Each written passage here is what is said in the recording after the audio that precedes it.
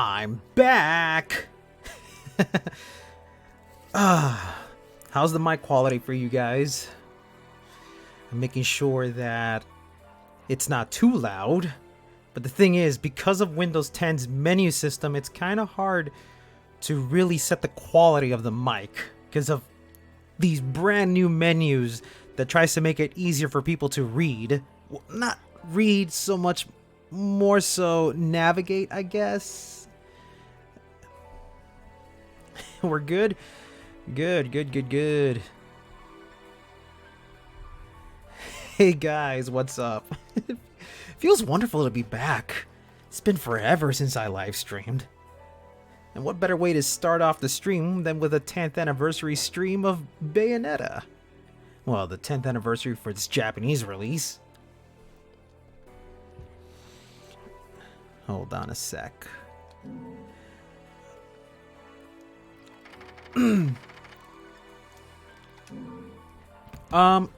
Before we get started, I do want to address a few things since you're asking me this. Like, how's everything been doing with me so far? I gotta tell you guys, everything's been turning out a lot better on my side of things. This is something I did not really say much on Twitter because I try not to bring in too much of my personal life. But recently, my company, the office that I work at, we finally moved into a new building, and it was a pretty difficult move because that meant we had to grab everything in our office. I'm talking the cabinets, the table, the printers, the computers, all that stuff, and we had to bring it over to our new office, which wasn't too far from where we worked at, but it also meant that we had to do a lot of labor work. And we finally settled down in our new office about a couple of weeks ago. Like a week ago, we started working at our new building, and I gotta tell you, this new building is absolutely amazing. Like, I work in a big company. I'm not gonna really disclose the name of the company, but my old office was, I would sit in the corner on the second floor where there was barely anybody around me, right? Like, I would sit in the corner and I would be alone for most of the day. It kind of sucked, you know. Every once in a while I would get up and talk to others, but for the most part I would have to be focused sitting in my office taking care of a lot of things. But this time in my new office, everyone who works at the computer, we all are now grouped together in this one really big room. And it's I feel like I'm a part of something now, and I don't know if I mentioned it before, but I also got promoted, so now I work as a creative technical artist, which is fancy talk for I can work on Photoshop and Illustrator for a longer period of time now. But I really feel like I'm a part of something. Like, now that I'm working with a group of people, I'm working with this community where I get to talk to everybody, I feel like I'm a part of something, and it makes me happy. Things have been turning out so much better for me. Like, there was a long time ago, I was complaining about how much my life sucks on Twitter, and, you know, those are posts that I regret saying, but they were, like, I was at my worst, you know, like, from getting kicked out of the house to being pretty low on money, but I've done everything I could to try to work my way back up, and part of that is also just trying to be a better person. That's why I started getting back in shape. Like, I started working out again. I'm starting to lift weights. I even started playing the Ring Fit Adventure game. And it's helping me out a bit because I already lost 2 pounds this week, and I hope to lose more all the way to December. My aim right now is to try to lose at least 20 pounds before my birthday, which is on Christmas. Oh, and also, now that I have a new computer, that means that now I can get more projects done. Remember, I'm still working on my Bayonetta video essay. I really want to start talking about, you know, what's the major difference between Bayonetta 1 and 2 and why I like 1 a lot more. I already have a script ready. It's just a matter of me, you know, it's a matter of me, like, reading the script and then recording and editing, and it's going to be a lot of work, but believe me, I have so much in store for you guys, and as long as you all enjoy the content that I make, that's more than enough for me to say, hey, this gives me motivation to continue doing the things that I do, you know? I love this, and I'm so happy that there are people that enjoy the things that I do. Even if I'm able to make like one person smile, that's more than enough for me to continue, you know? Anyway, I've already spoken too much. Let's play. Let's just goof around and play some video games. Let's see. I'm just gonna be messing around in Angel Slayer, but I'll also play any other chapters you guys would like to see me tackle in case you guys have any troubles, you know. Let's see. Here we go. I bought a new monitor to go with my PC, and just looking at this monitor is like, oh my god, this thing is so big, I can see everything. It's crazy.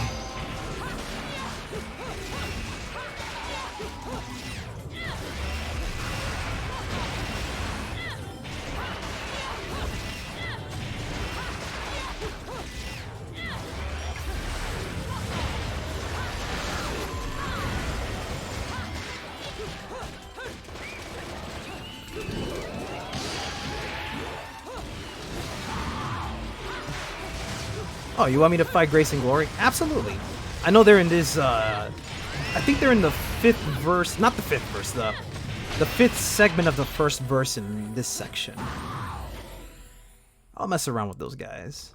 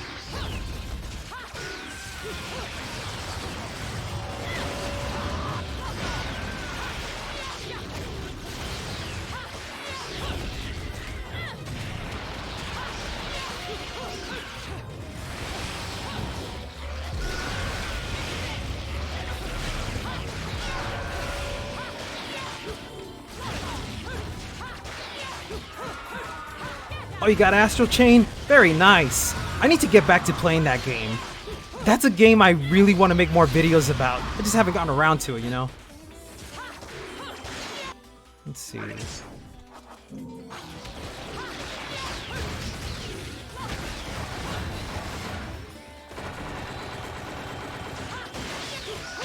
he already died. Low health. I wanted to do a fancy combo, but there was not enough health that the dude had.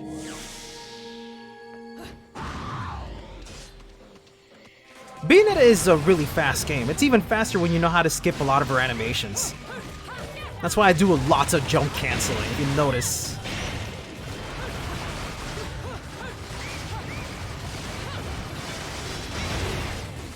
Arrow is fun. All the legions are fun, really. My favorite being Arms. I think you're gonna love Arms a lot.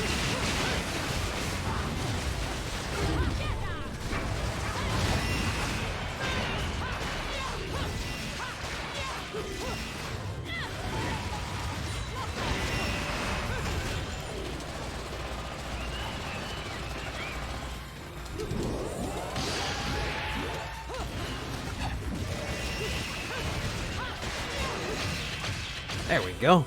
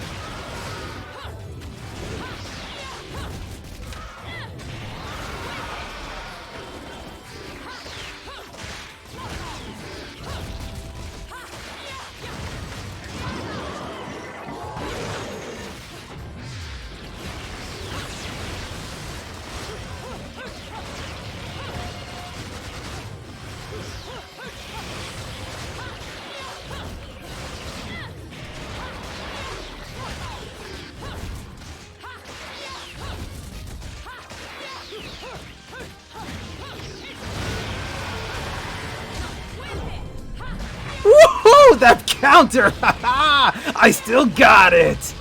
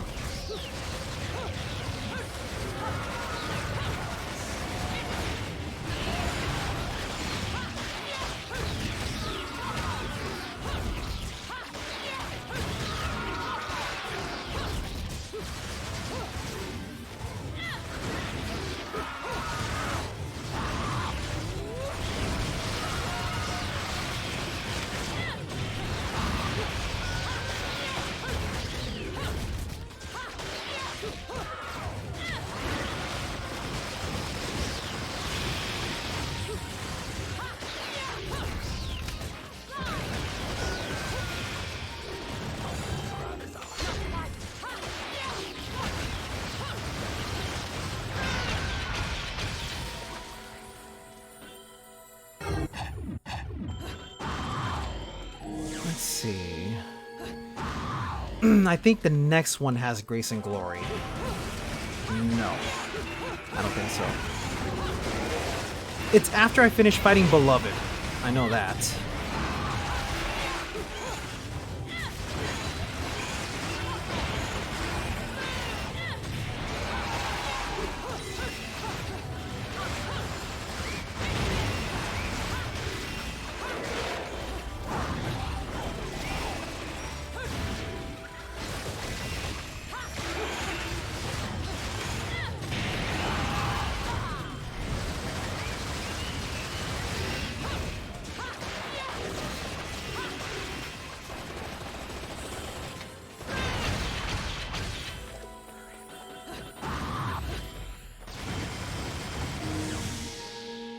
Okay, now I think this one is the one that has Beloved coming in.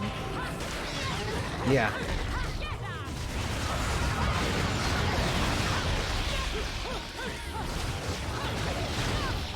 Oops.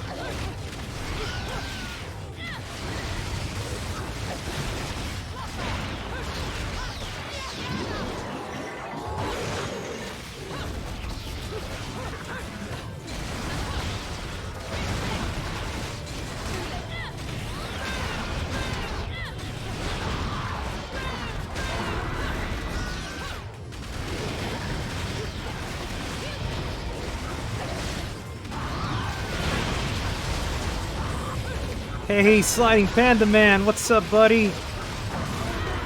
Oh, I got hit.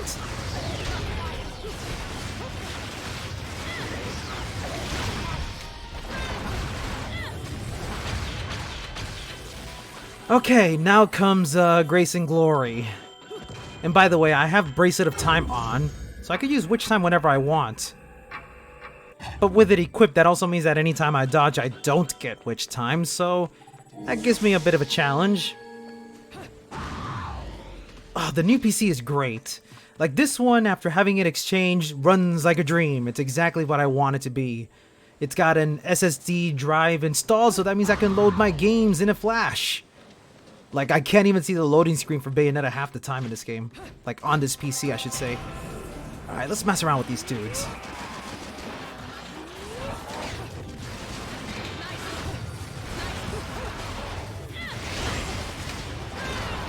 All you need to mess with Grace and Glory is a little heel stomp. Maybe some feathers too, because that keeps them like in hit stun for a longer period of time. Don't forget to watch your back. Dodge away. Heel stomp. Heel stomp saves lives. Heel stomp again. Heel stomp again. Nope. Come on, hit me. Hit me. I dare you. No!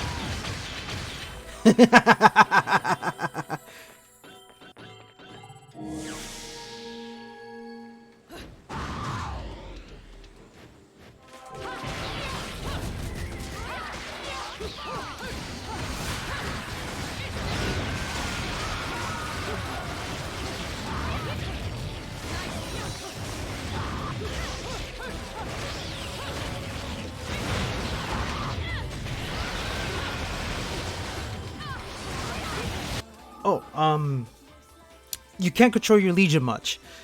It is a little weird at first, but as you progress through the game, you'll start to realize that it's hard to explain, because even though you don't have full control of your legions, it's still a blast when you know how to manipulate the legions in a certain way so that they behave the way you want them to. It's one of those set it and forget it kind of things. But you can still force them to do the things you want them to. It's tricky, but once you get all 5 legions, you'll see that most of the times you'll be swapping in and out as fast as you can to have a little more control on your legions doing their startup attacks. But then once they go into their attacks, they're free to do whatever they want. It's a little hard to explain.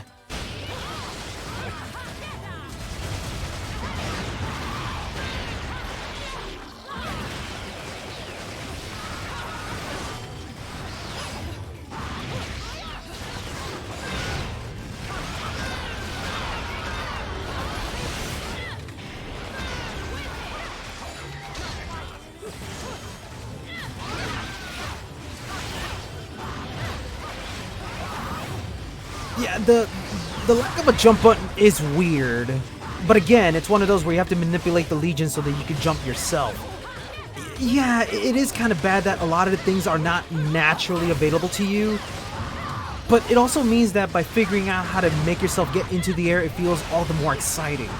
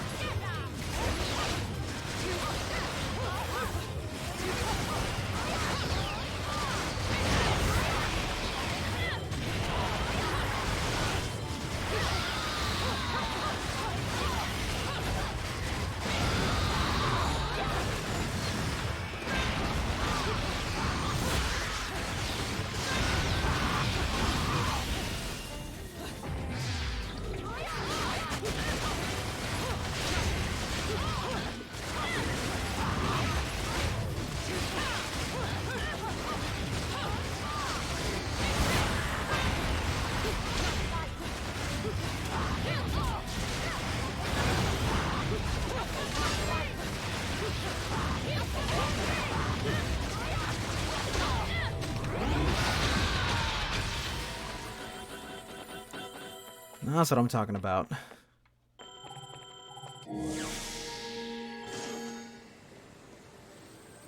Who would have thought Nintendo would help out with the Bayonetta franchise?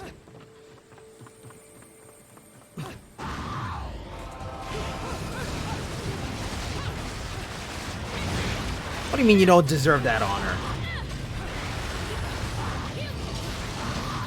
I mean, honor's an honor no matter what. You gotta work hard for that stuff, unlike Bayonetta 2.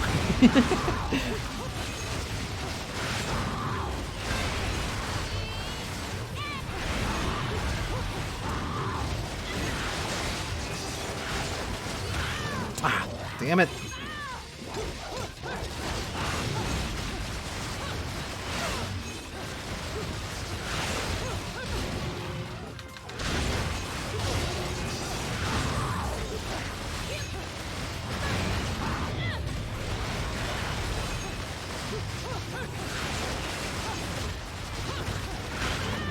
Oh, bad timing on my end.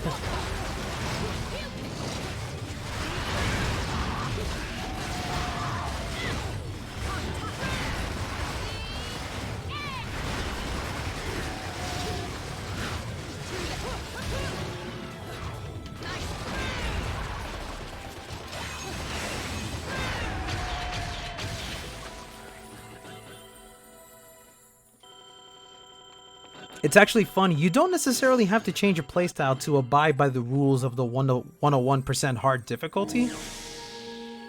But I guess it does help. I much prefer playing the game on 101% hard anyway, because it disables the slow motion when you're drawing, which means that I can draw any weapon that I want at lightning speed.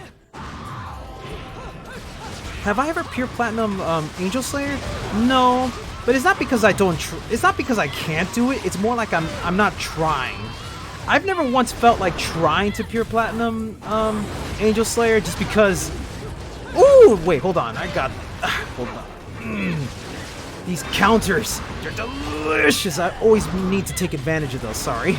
Anyway, it's not for lack of trying or anything like that. It's just I don't feel like it. Because that's a gauntlet, man. It only takes me about 2 hours to go through the whole thing. You want me to do 2 hours of non-stop playtime just to get pure platinum? No siree. Especially when you make a big mistake at the very end. Oh boy. I mean, one of these days I would like to try.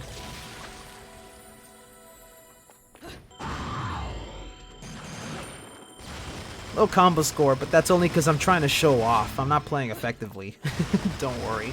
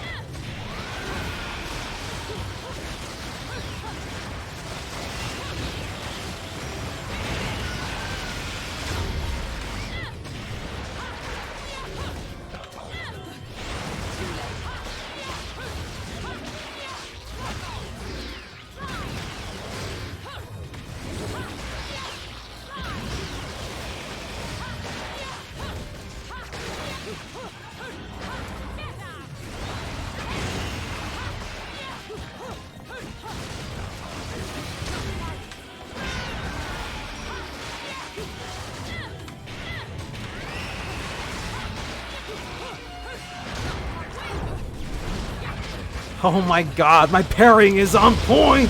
I love this! Oh! Okay, who's the one that shot that? Is it you? Yeah, it was you. Okay, that's it.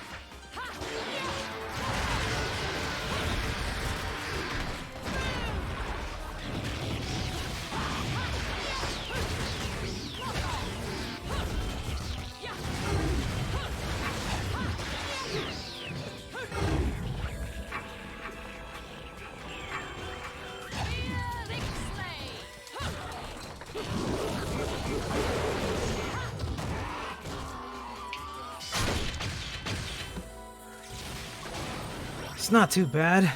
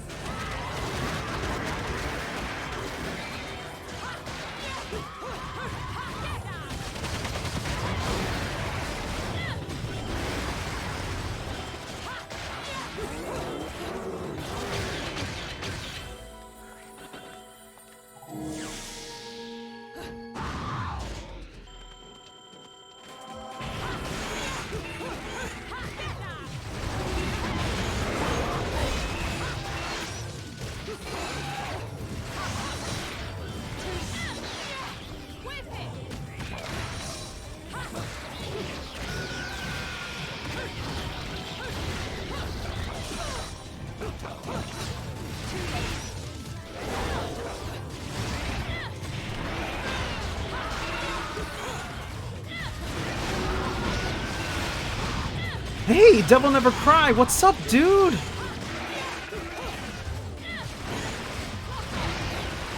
It's nice to hear from you. How you been doing, buddy?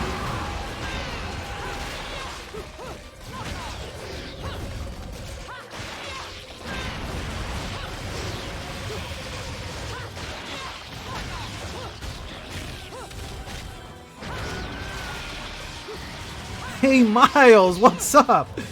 Ah, Everyone's coming in all of a sudden. This is great. I love you guys.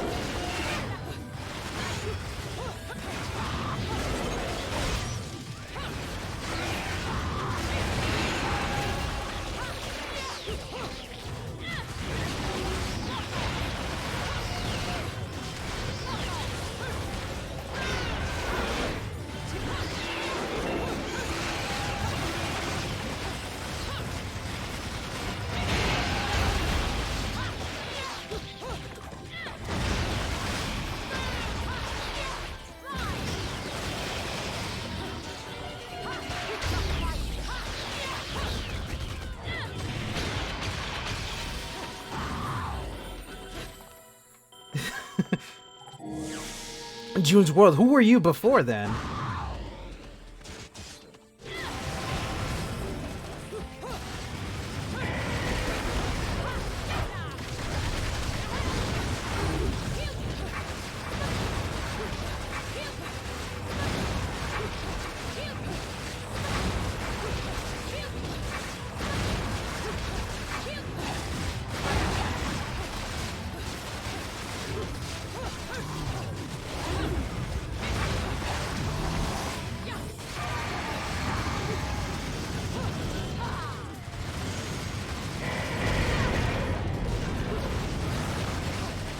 I can't wait to finish my essay. I really have a lot of things to say. I'm trying my best to make it entertaining too. It's not just gonna be some rant video of me going, "This is why the game sucks." Blah, blah, blah, blah, blah. Like it's gonna be one of those like like one of those fair comparisons between both games.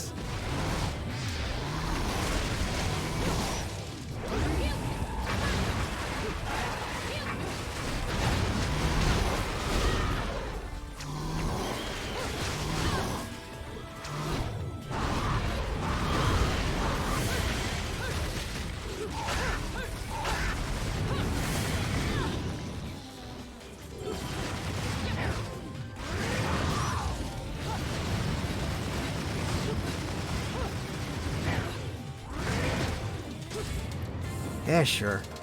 Not a big fan of these counter attacks because they waste a lot of time, but you could destroy them really fast.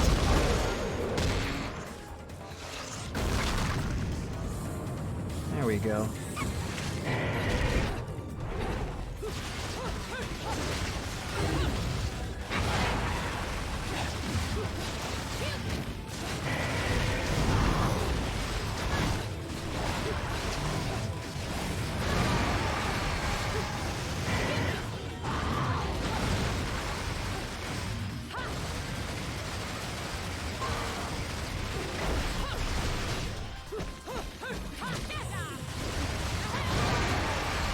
Yeah, they're my least favorite enemies too. You can't do much with them. They're the only enemies you really can't manipulate them into your own control. They fit right at home in Bayonetta 2, if anything.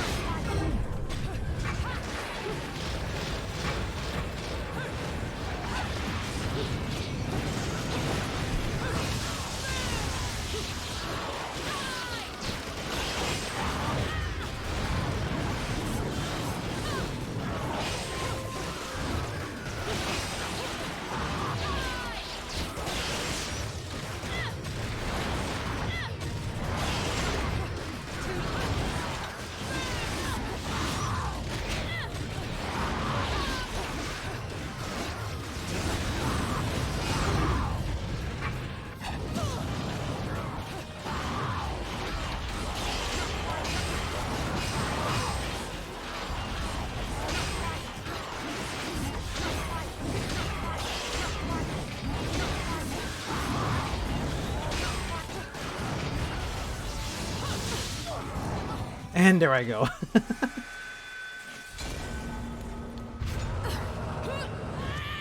Yeah, they can be influenced. You can't combo Grace and Glory, but they could definitely be influenced. And that was just me goofing around. I wasn't actually expecting to win that fight.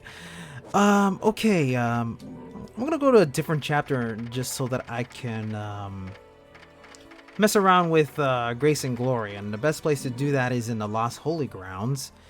And I'm gonna do it on, let's see, Non-Stop Infinite Climax. There we go.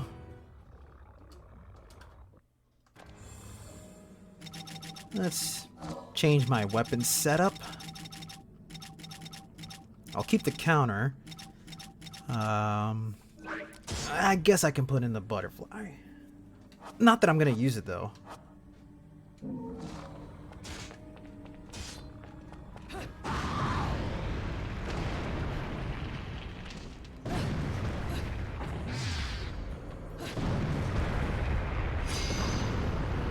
Actually, I'm gonna do something horrifying. Let's see.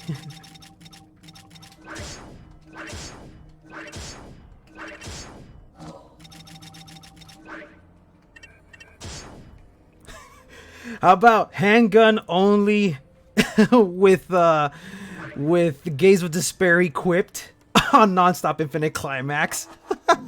Let's see how far I can survive.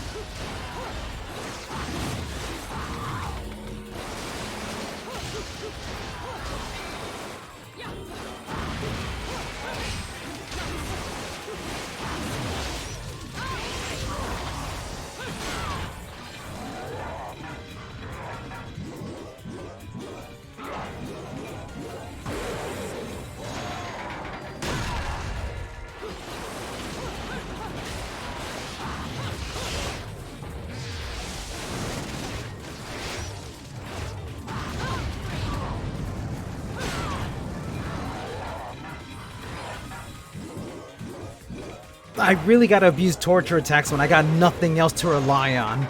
So you're gonna see a lot of that in my strategies for using handgun only.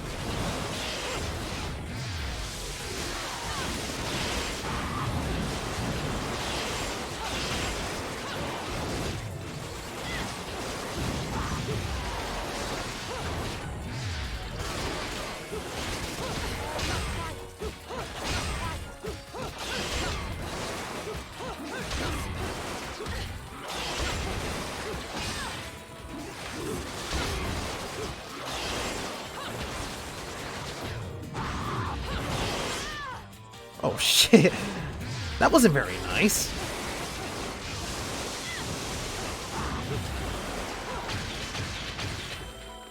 Handguns are slightly weaker, and you don't get wicked weaves when you use them. Like, let me show you. See? No wicked weaves.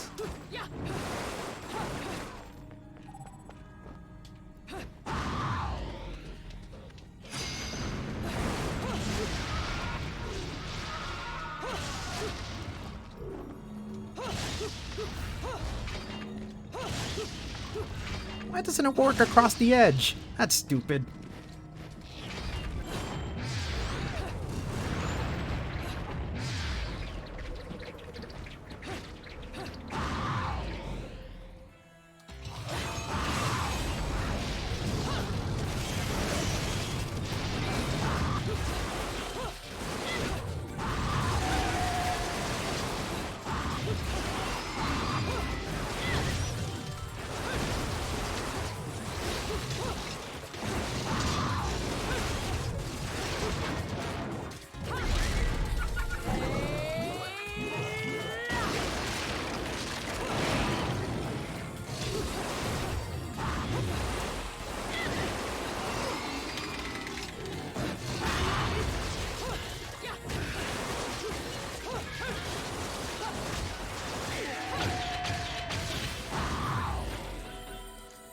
You get Angel Slayer when you find all the hidden treasures in a single campaign for Bayonetta.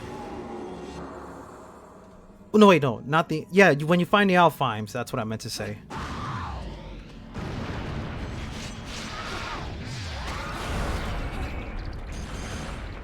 Oh, wow. I wasn't expecting to get a pure platinum. Okay.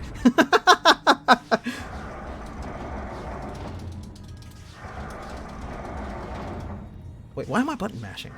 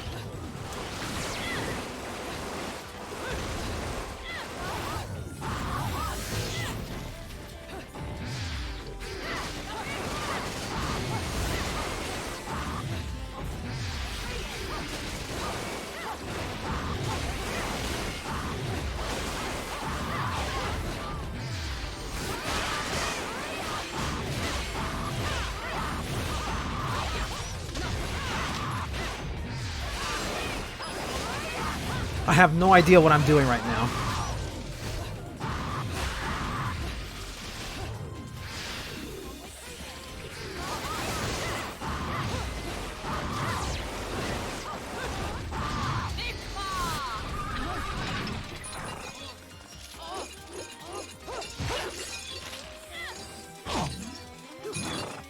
Oh, X button. Shit. I was mashing Y by accident. Oh well, she died.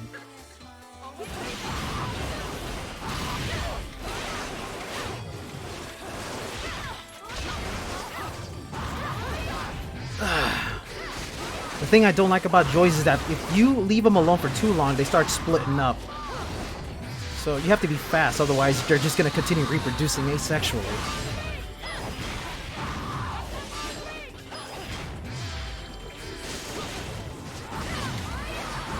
And I'm going to die in a few minutes.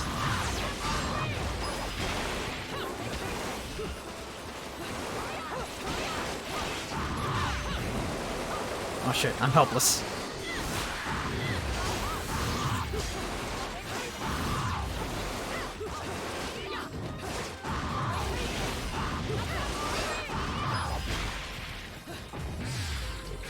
Because they're angry. I'm wearing the gaze of despair and I'm gonna die! You cannot dodge the laser no matter what. You actually have to move away manually. That's why I get scared every time I see those stupid lasers.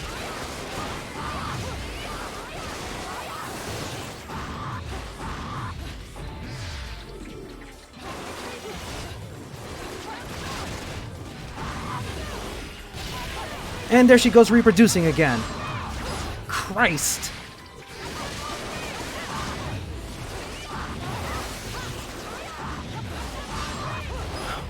I'm gonna die.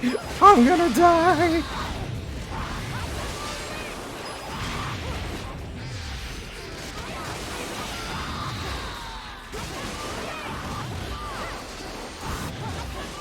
And there we go.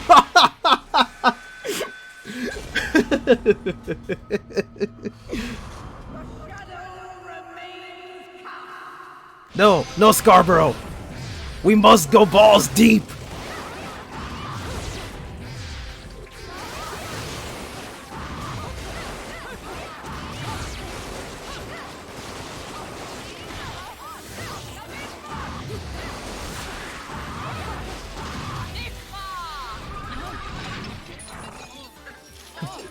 Who uses items?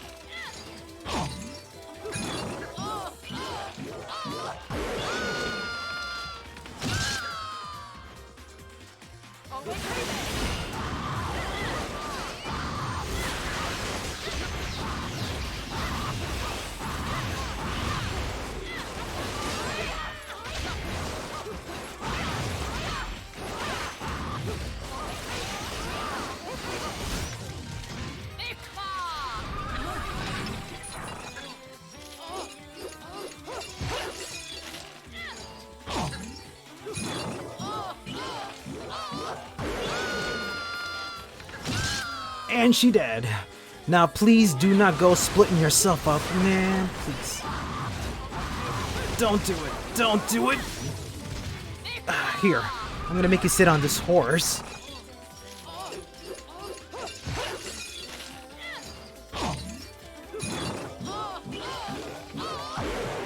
Okay, now comes probably the dumbest part of the game, where the enemies immediately attack you. In this case, if you skip this cutscene, you're gonna get hit no matter what.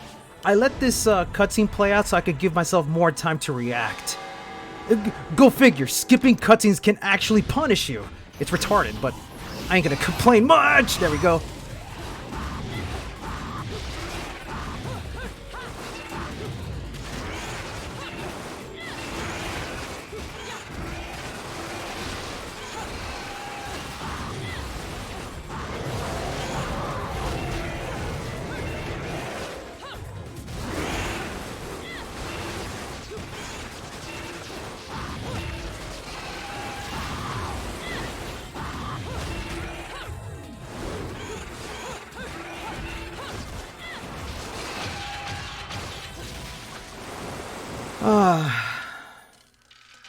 There we go.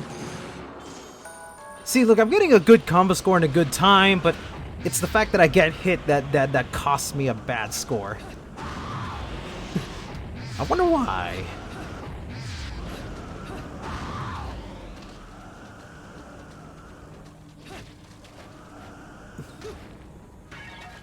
See, for me, a game is really good when you're able to strut your skills with the weakest weapon. In Bayonetta 2, using handguns puts you at a complete disadvantage. That's not to say that...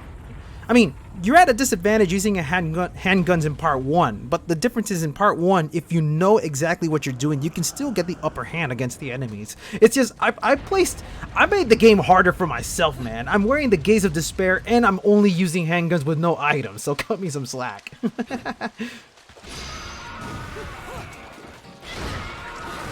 It's not like I can launch these guys into the air either. Like, when they're, like, angry, there's no way I could get them into the air.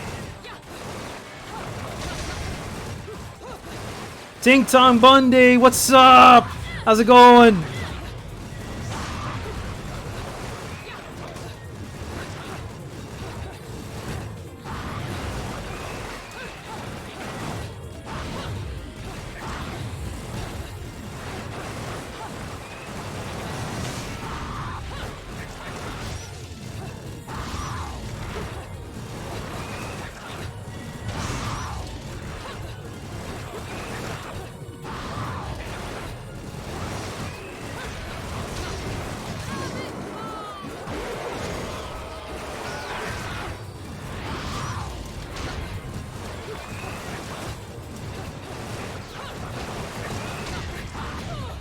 Ouch.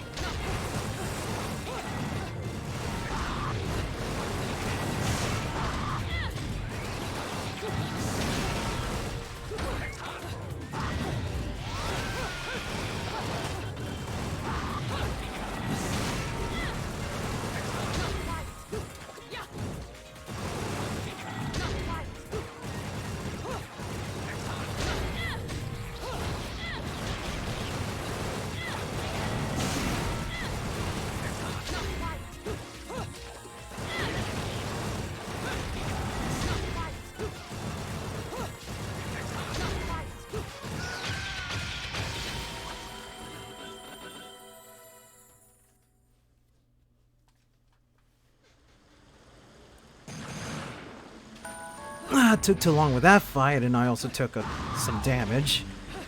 But it's okay. Ah! Okay, it's not okay.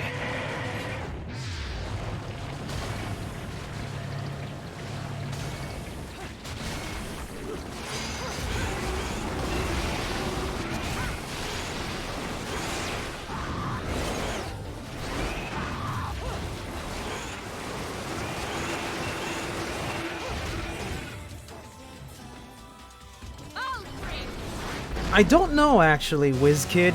I never played Metal Gear Rising long enough to get good at that game. I'm actually not that good at Metal Gear Rising. Maybe one of these days I'll play that game more often.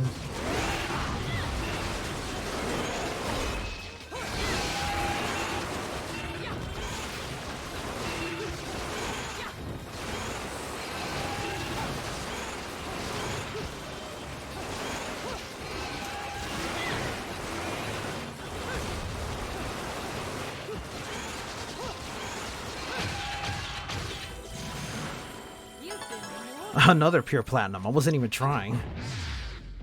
Oh, wait, hold on. Ah, what the? I forget environment hazards are a thing in this game. Okay. Okay, I believe this is the one where you have to stay in the air as long as you can. I wonder if I could do it with just the handguns.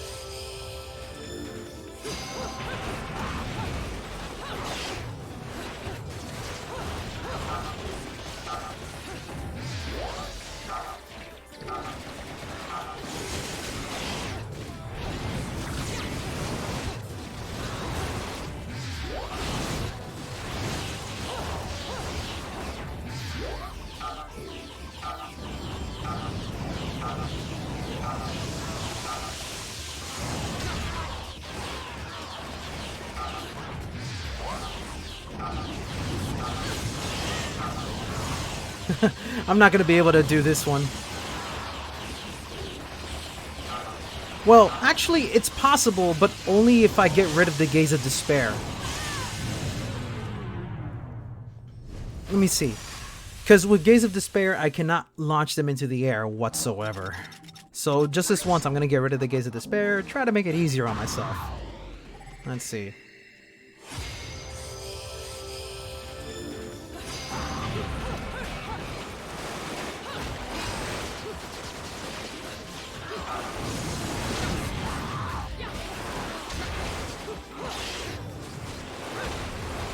Let's see. I'm just trying to get the right move out.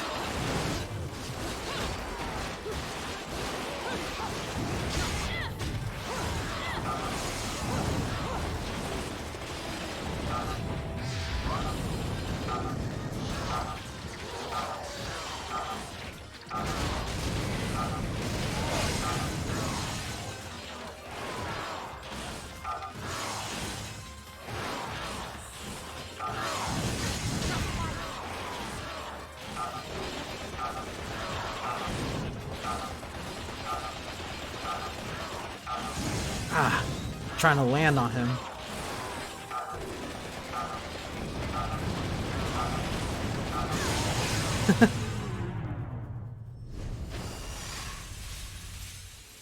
Nah, I'm gonna back out, because if I'm gonna do handgun only, then we're gonna be here forever. Let me switch back to Gaze of Despair.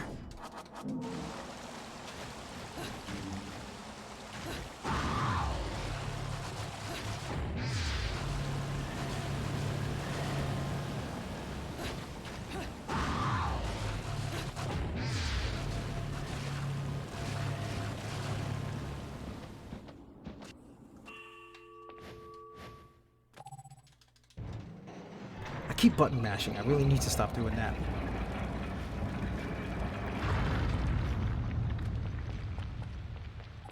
And then this is the part where I think I run into, it's not Grace and Glory, it's the dog I think I run into. Yep. I've been doing fine, Ting Tong. Like, everything's been going my way. Like, I got a new workplace, I got a new computer. I honestly can't complain. I'm very happy.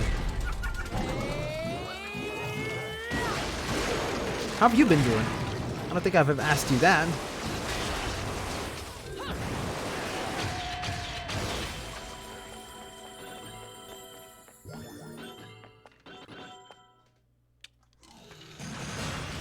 Yeah, no, I'm really happy too. Like I'm really happy, like for real. Like without disclosing too much info about my workplace, I'm just excited that things are much better. And something I want to do when I get the chance, something I really want to do is I already mentioned this on Twitter, but I want to do a live stream where I'm just drawing and designing something for Bayonetta, because Platinum Games has a contest going on where, as part of the 10th anniversary, they're allowing fans to submit anything that they want. So I want to do that because I installed the Photoshop and Illustrator, and I want to just sit down and just draw, doodle, create logos, stuff like that, you know, because that's what I do. You know, I'm not gonna call myself a great artist, but I will say that I enjoy designing. So yeah, that's something I'm gonna get down to working on when I get the chance. Like, I have a really cool idea on creating a Bayonetta design using Illustrator. And if it looks cool, I might even be able to make t-shirts for those.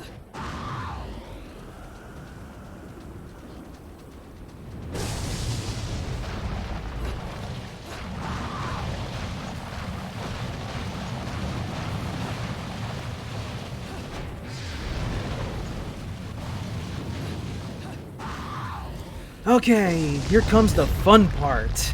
Now I gotta fight against Inspired, and since I don't have Wicked Weaves, it's gonna be nothing but bullet dancing.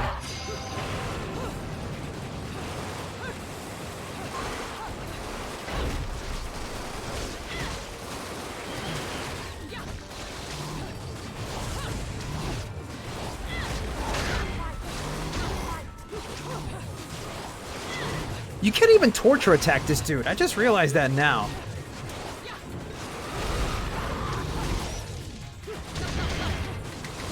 How did I block that?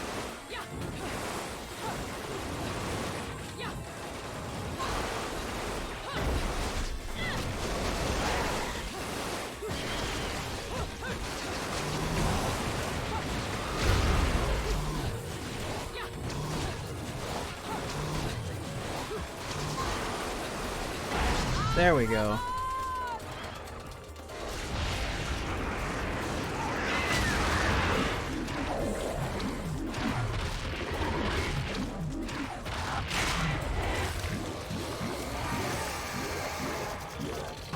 Yeah, there you go. A nice chewy worm for my bird.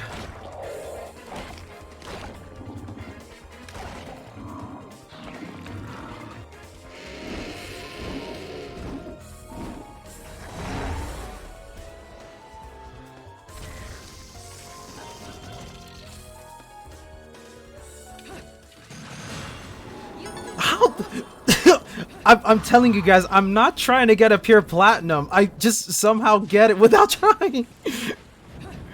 When I turn off my brain and I'm goofing off, it's when I play this game better. If I focus, I do worse. That sounds weird, doesn't it? Here comes another Inspired.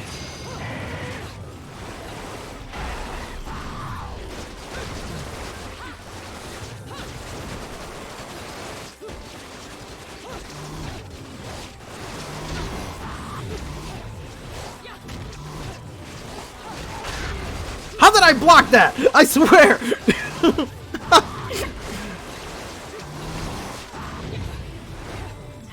Okay, now I got hit. It was only a matter of time.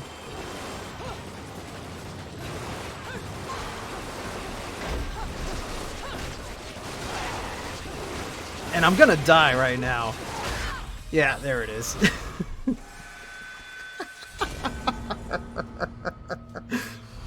I'm so awful. Oh. Alright. Let's do it for reals. Let's take it from the top.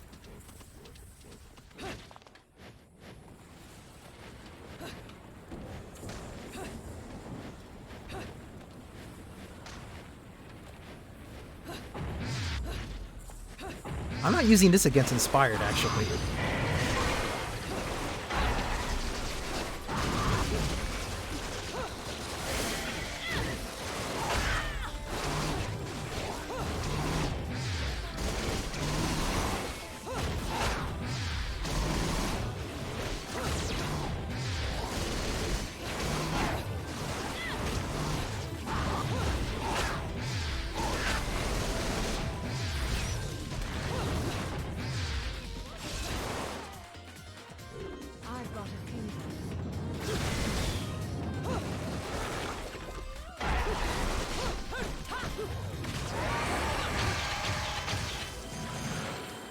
Alright, time to fight Jeanne. I think this is the part that's gonna suck the most. Just because I gotta be really, really careful with Jeanne.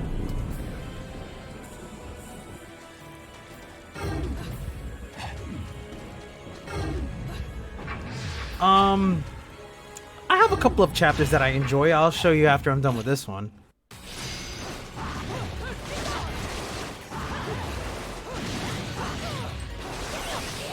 Ow! That wasn't nice. Okay, how did that block?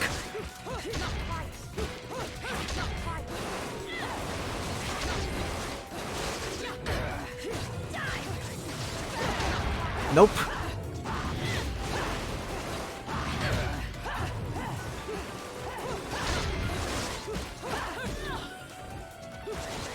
Don't forget, she's also in the gaze of despair, so she's angry with me. And there I go. I'm dead.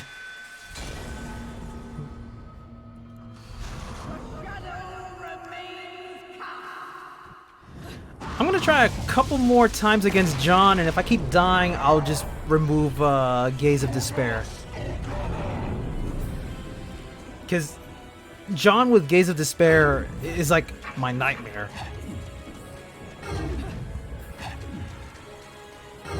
Especially when you're fighting more than one.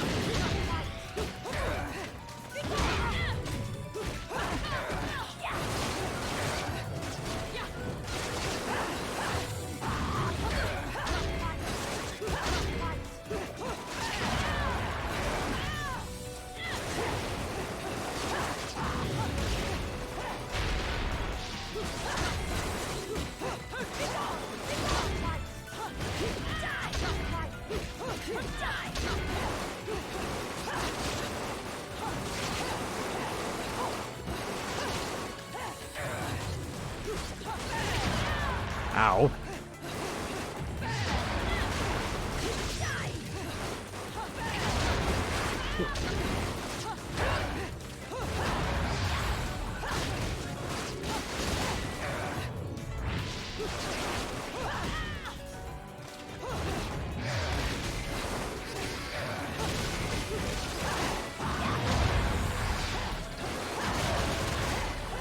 I'm gonna die. Yep, there I go.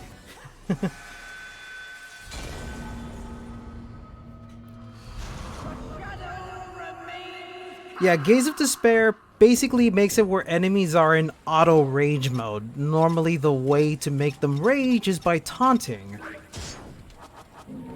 So when they're in rage mode, a couple of things. One, they gain even more powerful super armor. Two, they become a lot stronger than normal. And three, they become really damn fast.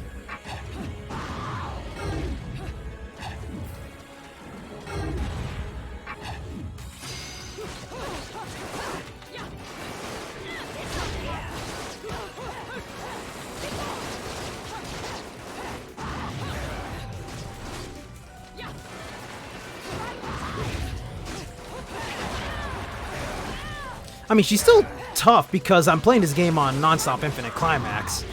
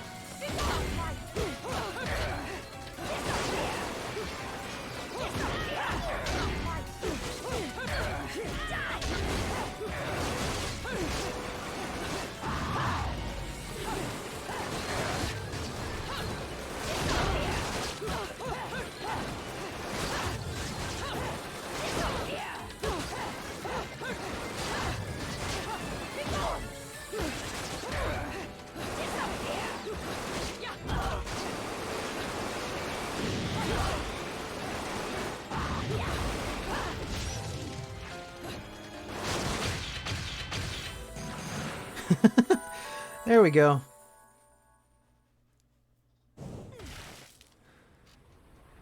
What's the matter, sweetie? Afraid of something, are you? Afraid? Me? I love that taunting nature of her. Moi? Me? What are you talking about? I'm just a half-naked chick.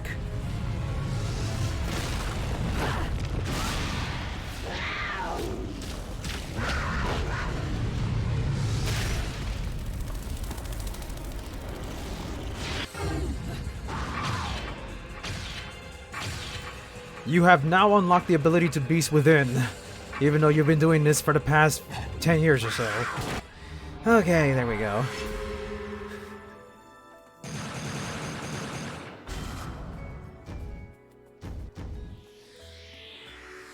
Oh, what a day! Man, I am so terrible at this game. Like, really. Who's the person that got this pure platinum? Let's update it. Nah. What the hell? I just realized even though I have a pure platinum, I still managed to get a higher score and a faster time compared to my pure platinum run. What the hell? How is that possible?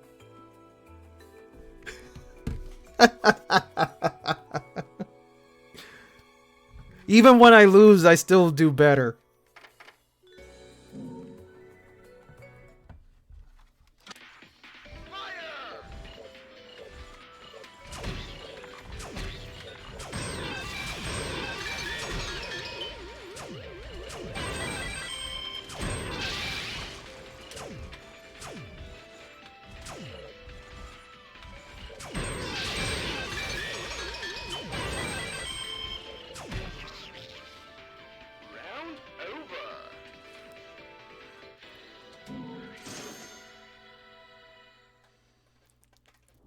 Alrighty.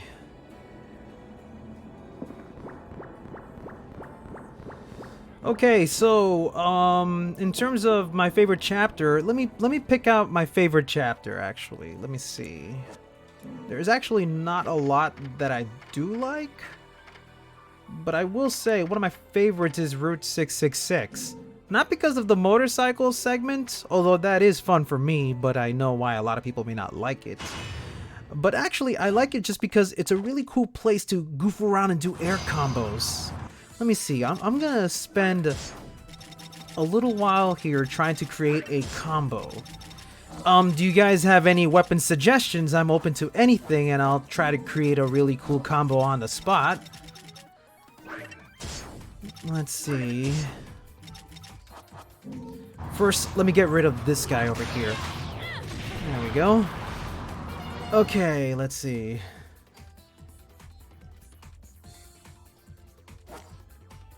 Rodon. I'm not sure if Rodon would be a good weapon for me to use. It's really difficult for me to create combos with that, but I'll try. I'll try. Somebody said Kilgore. Definitely. Where do you want the Kilgore? Let's see. Kilgore and Durga and Rodon. Okay, what kind of combo can I create with this? Let's find out.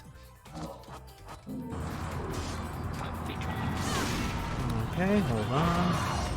First, let me get rid of these douchebags.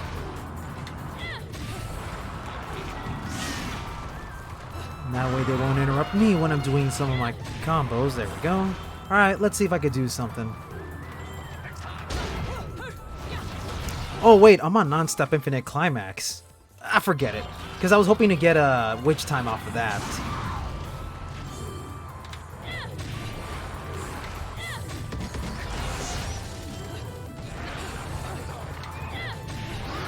There we go.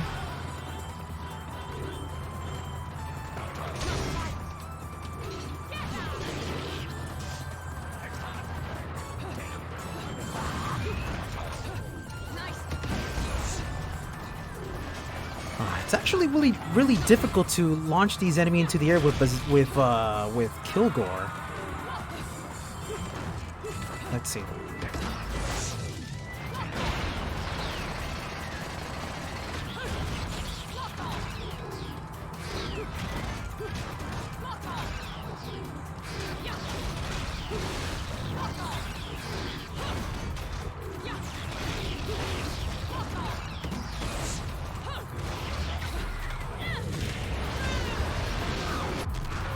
Well, that didn't work out too well. Okay, someone is saying bazillions. You know what? I'll take bazillions. Let me change the difficulty. Put it to hard so I can have witch time.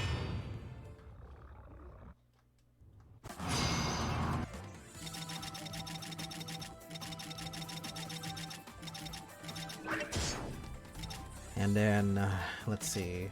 I already have Durga, I already have Kilgore. I'll put shotguns here.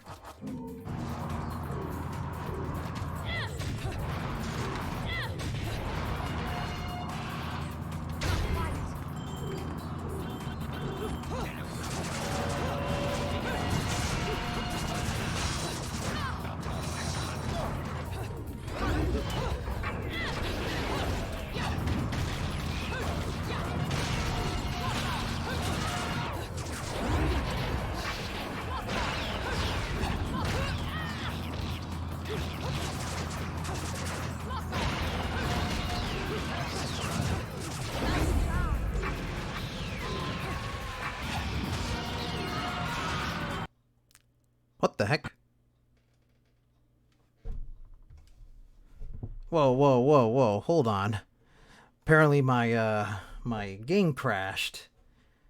Why was that? That's not cool. Sega.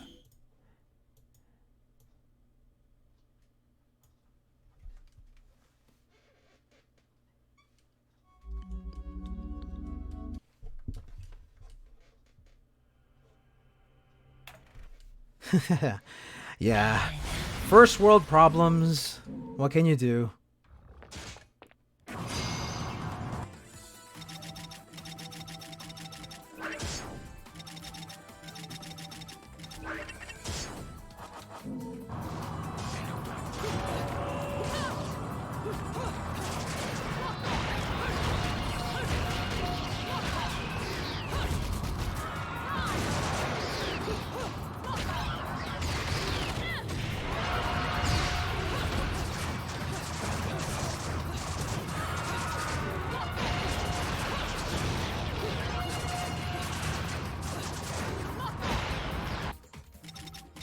Let's see. Let me put Scarborough Fair on instead.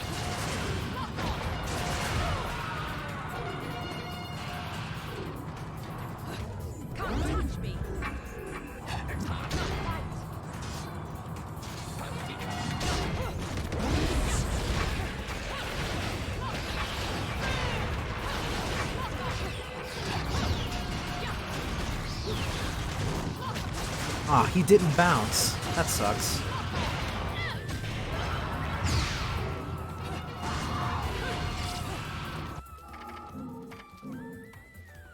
Let's pick a different map, because sometimes with all the chaos that's going on around here, it's kind of difficult to create a combo. That's why I usually go to Paradiso. Paradiso is like the best place to practice your combo skills.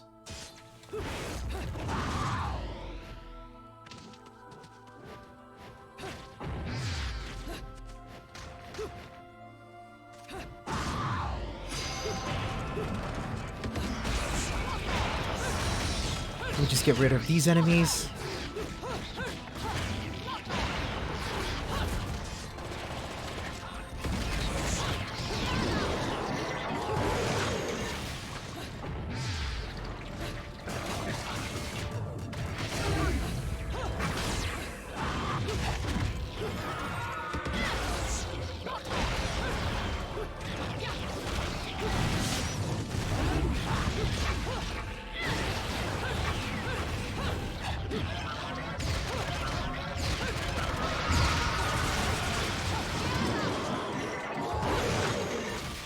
I actually do not play the Tales series, but one day I would like to. A lot of people have been recommending me the game, and I would love to try it out. Absolutely, you know.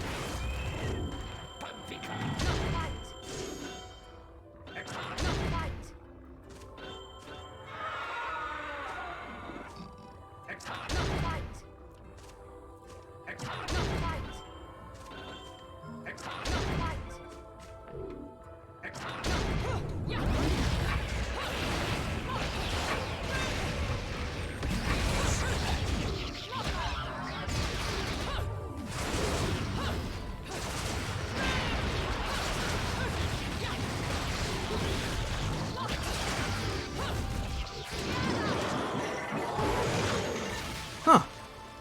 That wasn't too bad. I'm gonna record that one.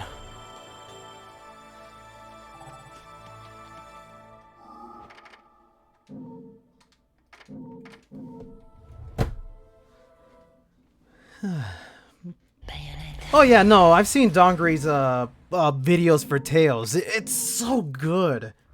Like, watching how he plays the game is really the reason why I want to play the game. I'm not going to be anywhere stylish with that, of course, but still, I mean, if the game has room for you to strut your skills, I'm there.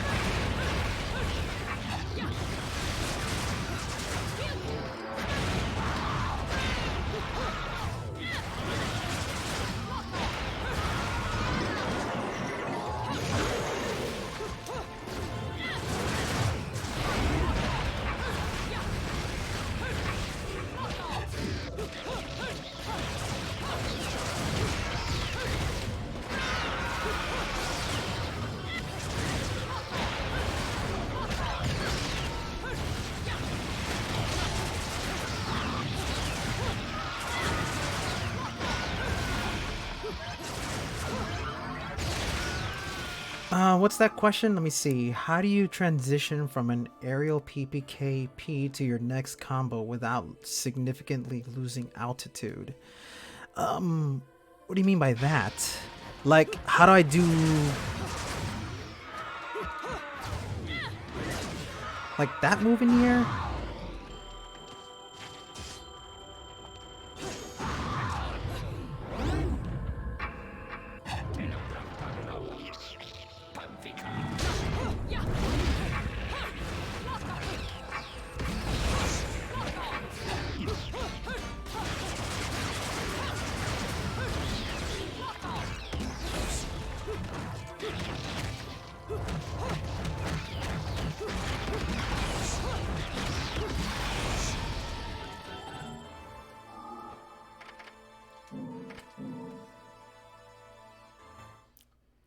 Oh no, like, yeah, I understand that problem, like how everyone praises Dongri, so apparently nobody else is allowed to make combo videos. I mean, everyone has their own style.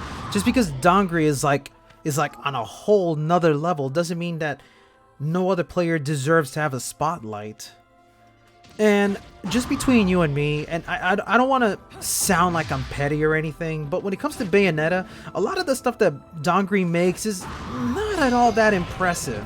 You want some really impressive Bayonetta stuff, look for, let's see, there's this girl that I know, her name is Michelle Gun 201. She's done some pretty good Bayonetta stuff. Also, N4712, I think that guy's name was. It's a Japanese player. I need to look it up online. I completely forgot his actual name. I have to find it.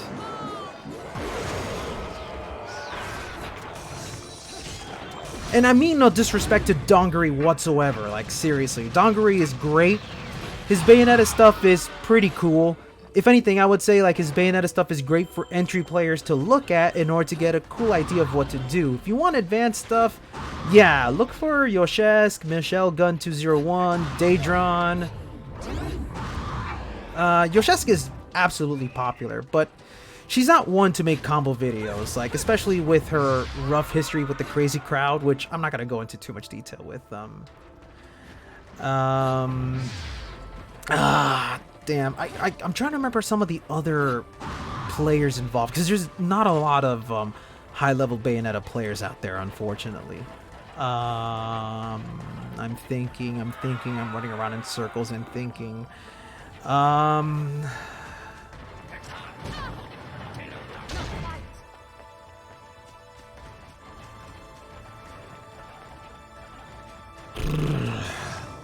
Man, I'm drawing a blank.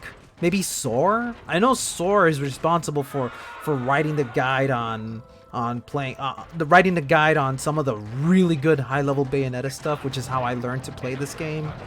Yoshesk also did some tutorials. N472A, there you go, that's the name. Saurian Dash. He's a great fella. I would love to meet that dude. Just, there are so many people I would love to meet and just go out and have a drink. Just a firm handshake, go out there, have a drink, and be like, bro, this one's on me. Let's just sit back, kick back, shoot some hoops, some shit, I don't know. I'll do the driving, because I love driving. What was I doing? Oh yeah, like I'm supposed to be doing some crazy combos with this dude. Let me see if I can come up with another combo here.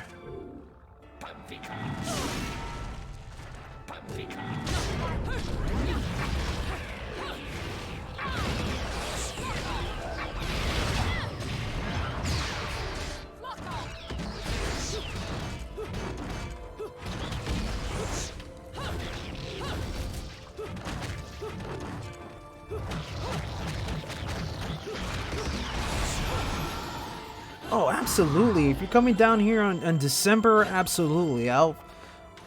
We gotta find a way to meet up.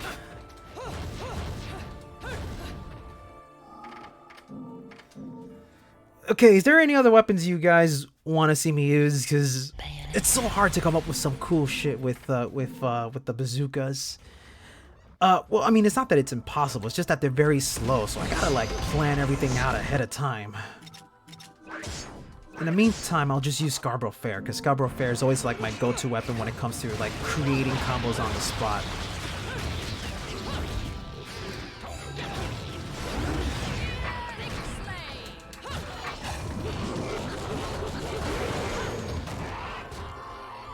Creative Handle is another player. Although Creative Handle is more about modding than skills. Well, actually, no. I'm not even saying Creative Handle is not skillful. Creative Handle is definitely skillful. Like, his contributions to the collab video is amazing. But when I think of Creative Handle, I think of those silly mods that he makes, and I love every single one of them. Like his crazy Kirby stuff, which has incidentally become his symbol, you know?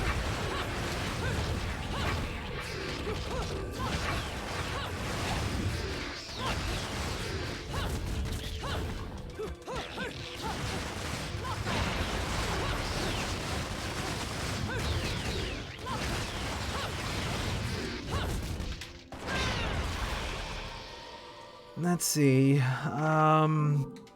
This is why I wish Bayonetta 1 had a practice room. That way I could just goof around all day and just mess around.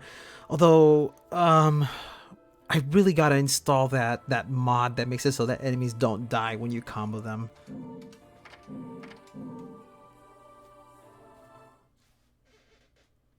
Bayonetta. Actually, you know, I can also, like, maybe explain a few guides on how I go about playing Bayonetta, I guess.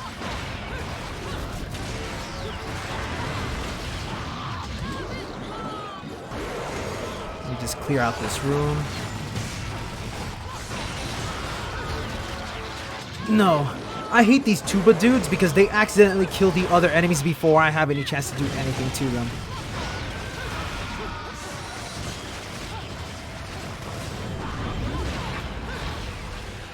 And one thing I would like to do, and I don't know if I'll ever get around to doing it, is making a tutorial on how to, the art of a combo, you know, like, usually the way I go about preparing my combos is like, the first thing I tell people when they want to learn how to air combo is just understand how an air combo works. Like, learning how to launch an enemy into the air is pretty important, you know, like, you want to set up your dodge offsets so that the next move you do is an uppercut. So right now I'm dodge offsetting into an uppercut to be like punch, punch, kick, and right now I'm reserving my punch.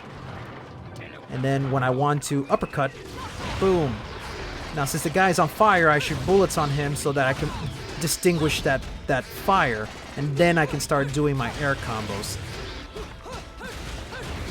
And then you could just practice punch, punch, punch, kick, kick, kick. Use pistol to reset your combos. You know, pistol resets your moves fairly quickly. Although you're not going to get much damage out of that.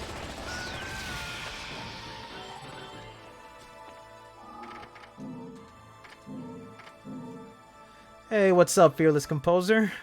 Oh, hey, Soo Jung Ho. I didn't notice you came in. How's it going, buddy? Man, so many wonderful people coming in tonight. I love each and every single one of you guys.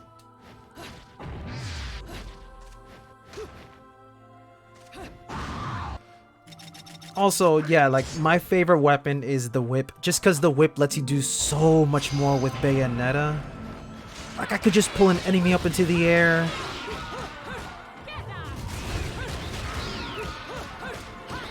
And just like Devil May Cry, if you're really close to an enemy, you can enemy step off of them, which allows you to reset your aerial jumps.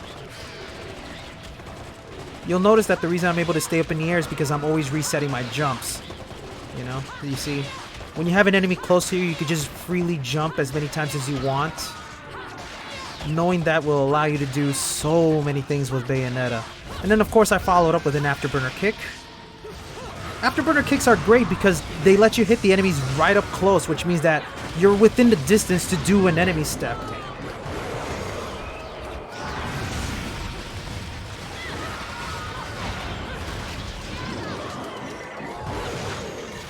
Let's see, my opinion on Rodin as a boss in Bayonetta 2, I think he's actually one of the better boss designs in Bayonetta 2, if you could believe that. I think he's a lot of fun to fight against.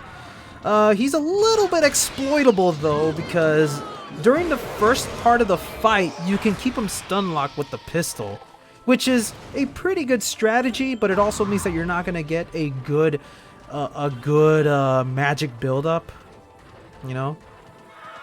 Okay, so anyway, I always tell people, well, you know, like, where was I? I'm so bad at giving advice. If you guys can learn to dodge offset, it's always good to use dodge offsetting to preserve your uppercuts. You know, like what I'm doing here. Oh, and when an enemy falls to the floor, they are very helpless. You can slam them down and, you know, it gives you a little bit of breather for you to follow up with another attack. And then when you're in Witch Time, you get even more options. Like, one thing I like to do whenever I'm in Witch Time, I'll show you guys this little cool advanced trick. This is something that Bayonetta 2 does not have, by the way. Let me show you. When you're in the air and you press kick, Bayonetta goes straight down like that, right? Like, she does this kick. At first, it looks like an unimportant move, but you could do so much with that move. Let's see. I want to get a perfect counter so I can get a long... Okay, there we go. It bounces the enemy. When the enemy is bounced, you can do so many things with them. Like, you could do OTGs. There's no official term for that. There's no official term for bouncing enemies on the floor, so I like to call them OTG because, you know, that's what you do in Marvel vs. Capcom 3. They're called OTGs, off-the-ground combos. Let's see. So they bounce, which lets you attack them in fetal position.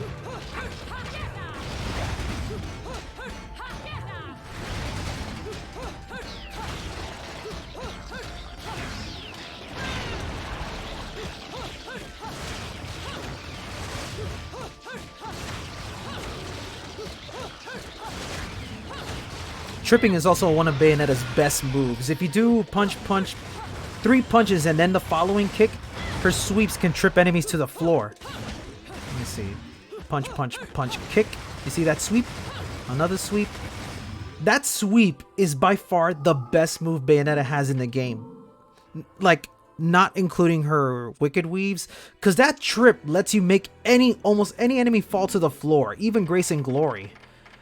Like, if you want to fight against Grace and Glory, you need to figure out a way to keep them from attacking you, and the best way to do that is to trip them to the floor. Let me show you. I'm preparing my dodge offset to trip them. See? He falls to the floor. He falls to the floor.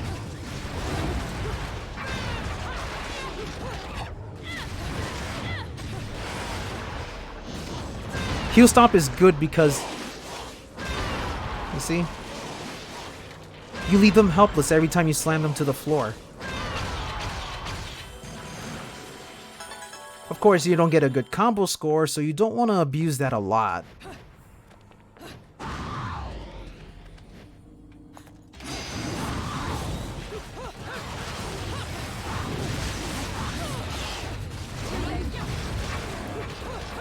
Grace and Glory are actually one of the few enemies you cannot bounce. You can slam them to the floor, but if you try to ground bounce them, they get back up pretty quickly.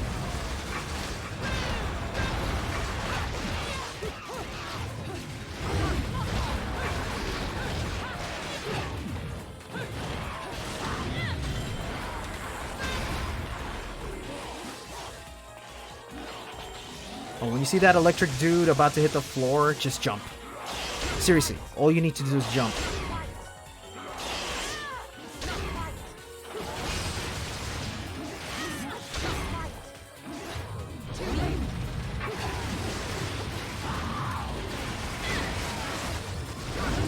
Now, if you really want to be busted, one of the best weapons to use against Grace and Glory is the whip. Just for one reason and one reason only. If you go into Witch Time and you grab one of the enemies and you spin the stick, you can spin them around and it causes an AoE attack, which basically means when you're swinging an enemy into another enemy, they get hurt. Which means you could destroy the Grace and Glory pretty damn fast. Let me show you.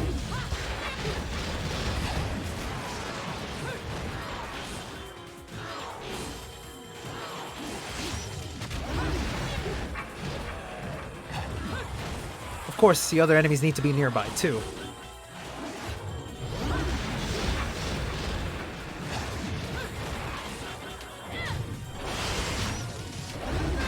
And again, Heel Stomp leaves them helpless. But be careful, because when they get up, they will attack on Wake Up. So you must be ready for that.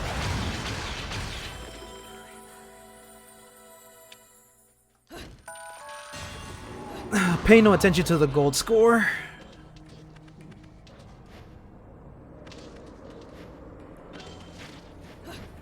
Like, Grace and Glory are one of the few enemies that attack on Wake Up, so you can't be close to them when they fall to the floor, because they will instinctively swing their claws around as they get up.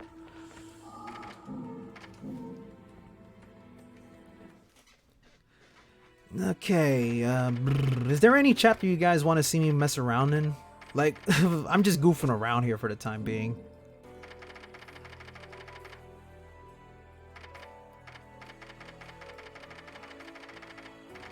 Actually, maybe mess around in the Gates of Paradise. This is Route 66. Okay, I can do the entire Route 66 if you want. That's what I'll do. Like, I'll legit go through it and see if I can get a pure platinum. And I'll use it with Scarborough Fair and,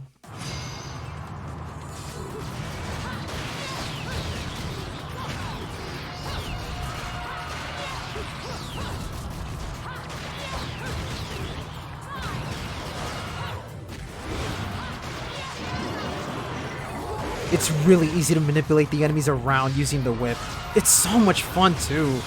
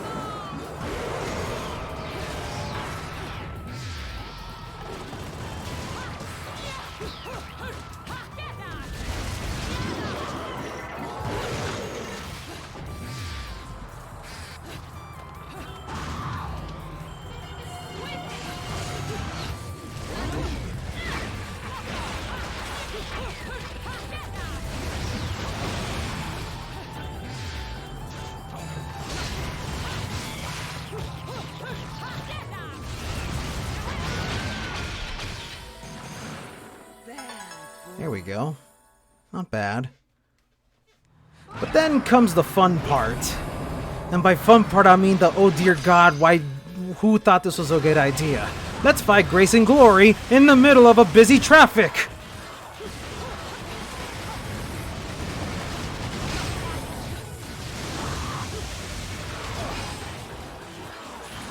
Of course, I know you can get onto the emergency lane so that, you know, no cars come at you. But you're not given much room to fight against these dude.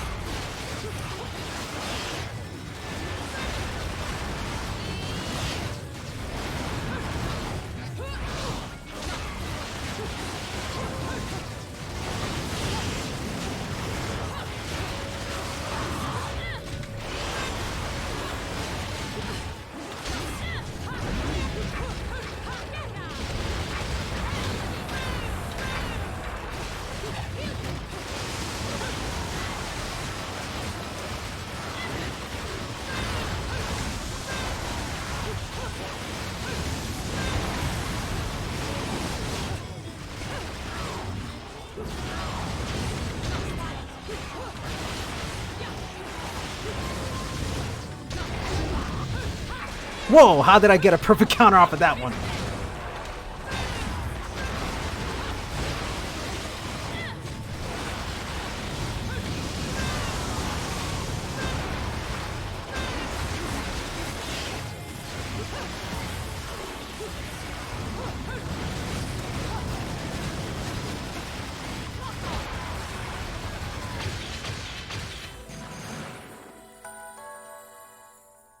I guess it's fair. I mean, it's about as fair as predicting that a train is going to collide into you.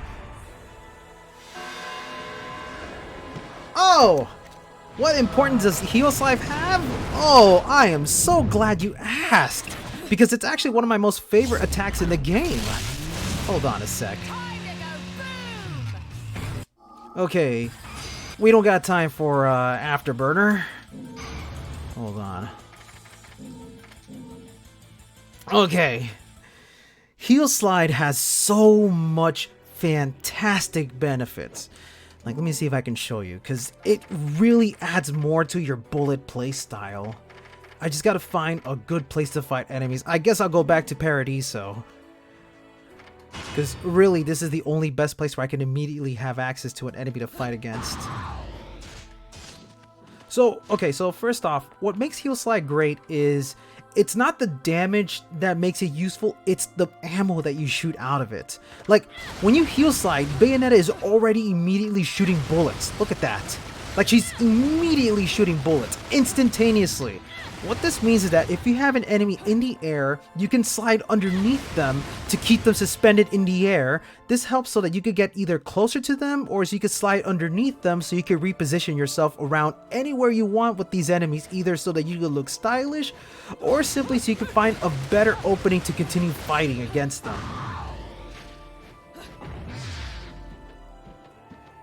Let me see. Let's see if I can... I hate jumping down these stairs. Alright.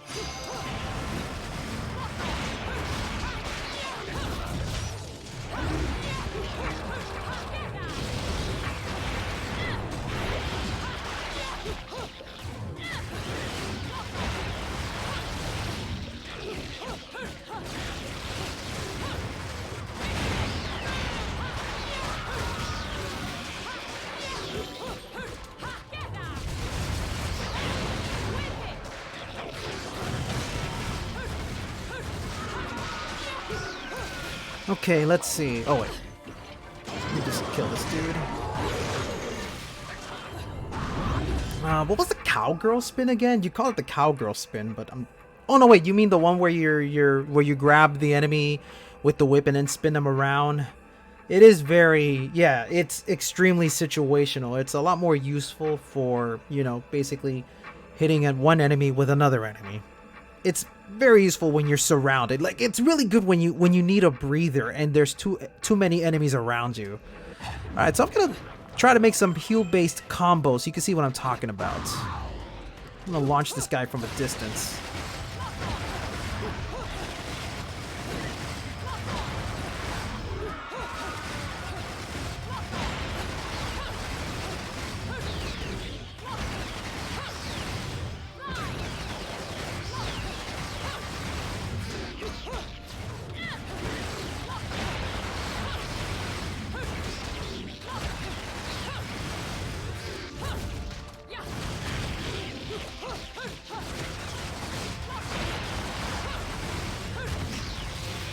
You see, with Heal Slide, you can manipulate the enemies in a number of ways while moving around at lightning speed. Well, not really lightning speed, but you get what I mean.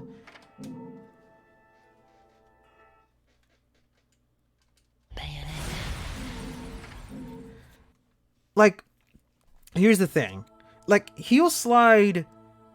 how can I explain it? Because I know... the most important thing in Bayonetta to get a high score is to finish your combos, right? And in order to finish your combos, well, no, what I mean to say is, like, if you do any moves in the middle of your combos, that completely interrupts your flow, right? So a lot of times you want to use Heal Slide to link one combo into another. So for example, after you finish doing like a Wicked Weave, then you can go ahead and Heal Slide and then do another combo. You know, and then Heal Slide, and then another combo. You don't want to use Heal Slides in the middle of a combo because then you're not going to be able to effectively finish your stuff.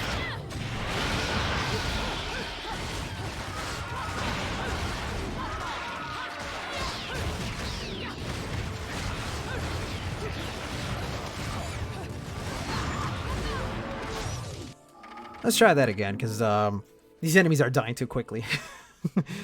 Let's see.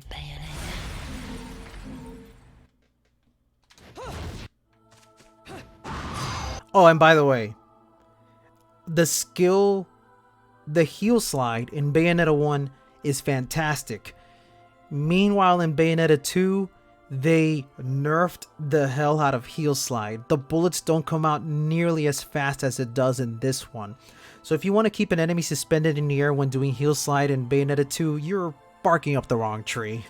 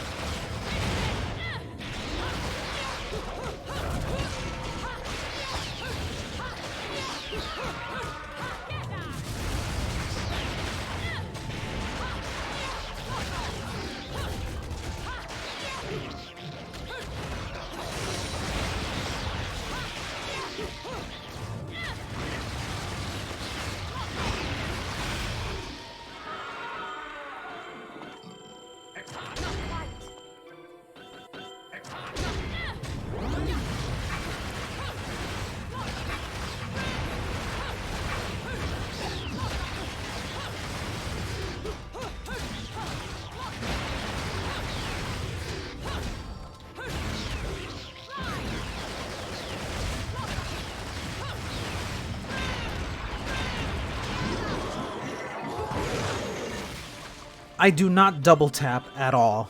Like, I never double tap. I always use the lock on. If there's one thing that Devil May Cry has taught me is how important it is to build the muscle memories to keep your finger on that lock on button. If you're experienced with Devil May Cry, you might actually be better at Bayonetta. Just because, you know, like Bayonetta is very, very resourceful with the lock on button.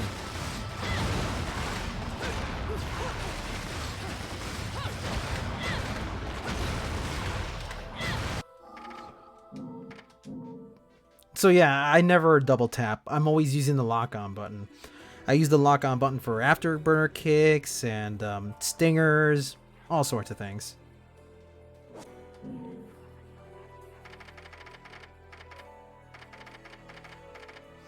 Somebody said they wanted to see my Star Fox skills.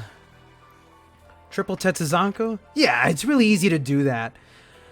Triple Tetsuzanko's is just a matter of understanding how to jump cancel. And jump canceling is very important in this game. Actually, let me show you jump canceling quickly. I'm almost certain you know what entails to jump canceling, right? In Bayonetta, anytime, like, you can cancel any attack with a jump. It doesn't matter what. See? Like, I'm doing punch and then I jump immediately. By understanding that you can cancel any move with a jump, you can link this into other moves. Like, if you do a Tetsuzanko, you can jump immediately after inputting a Tetsuzanko. So that lets you do those triple Tetsuzankos. And the only reason why it's triple is because you're jumping 3 times. 1, 2... Well, actually, not 3 times. You're jumping 2 times. But the first Tetsuzanko is when you're on the ground. And then the second one is when you're on your first jump. And then the third one is on your third jump.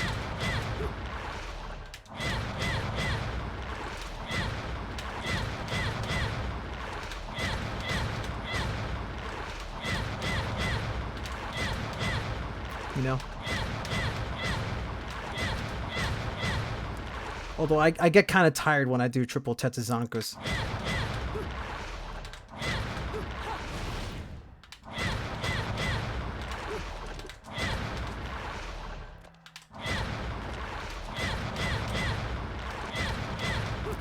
But yeah, see, there's so much benefit to jump canceling. If you ever notice, whenever I do a Tetsuzanko and then I grab an enemy with a whip, what's happening is whenever I do a Tetsuzanko, I immediately jump out of it so that I can then grab the enemy with the whip. I do this. Because if you let Bayonetta's animation run out, it takes forever to get back into position. Which means a longer time to react with the whip. So, by knowing this, you're able to manipulate Bayonetta into doing certain things that you want her to do at lightning speed.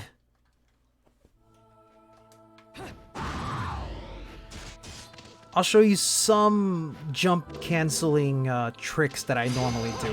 They happen so fast you almost don't see them. So I'm going to try my best to make it look a little bit more conspicuous.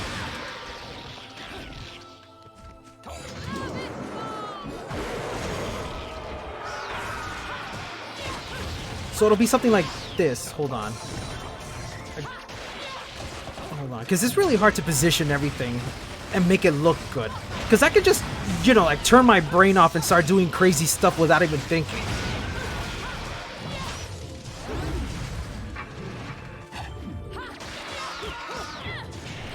See? I jump cancel so I can immediately grab the enemy with the whip. And the reason you want to do that is because by the time Bayonetta finishes her cooldown animation, the enemy will be too far away from you for you to grab them.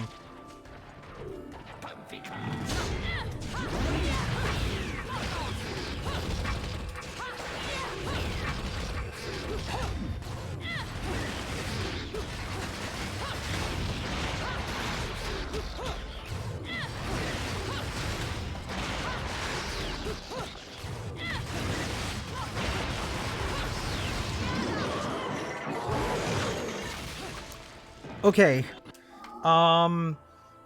In Bayonetta 2, there is jump canceling. Unfortunately, one of the big problems that I have with Bayonetta 2's manners in which it handles jump canceling is that now it's actually harder to buffer some moves when you're jump canceling. Like, let me see if I can explain as best as I can. Because jump canceling is in the game, but it's a little bit wonky. So, okay, so normally in Bayonetta, let's say you wanted to jump cancel immediately into a heel stomp, right? Like this. Notice how I jump immediately and then do a heel stomp?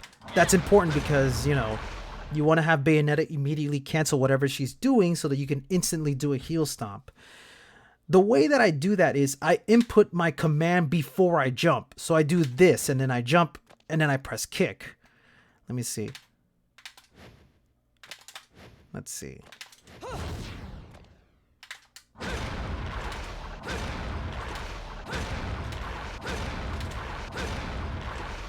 Now, in Bayonetta 2, if you try to input the heel stomp while you're jump canceling, you end up doing an afterburner kick instead. Because whenever you jump, it removes the buffering that you just did for the input, and instead it will ignore that input and just follow up with what you did after a jump. In this case, if you press the kick button after jumping, you do an afterburner kick instead. So yeah, buffering inputs in Bayonetta 2 is a no-go if you try to jump cancel. It's kind of annoying, really. And I'm going to go into more details about that in my Bayonetta video essay. I'm actually going to be comparing the mechanical differences between Bayonetta 1 and 2, you know, like stuff like jump canceling, stuff like ground bounces, enemy tripping, heel slides, all that stuff. They nerfed it in Bayonetta 2. They nerfed a lot of things Bayonetta was able to do in part 2. They funneled everything down so that you could play the game in one certain way. And while it is fun, Bayonetta 2 is a fun game, it's also designed more for the casual players in mind. Like, they made it more like flashier. They made it a lot more fancier so that players who are inexperienced with these types of games can be like, whoa, this is awesome, and all I'm doing is putting in my name, Thrill House. You know, there was a time when doing all these cool, skillful tricks meant you had to be, you know, skillful. And I'm not saying that, you know, like, it doesn't take skill to play Bayonetta 2. No, far from it. There is some skill involved in playing Bayonetta 2. It's just that a lot of the things were removed so that you had to play the game in a certain way to be effective. In this case, you know, the Umbran Climax.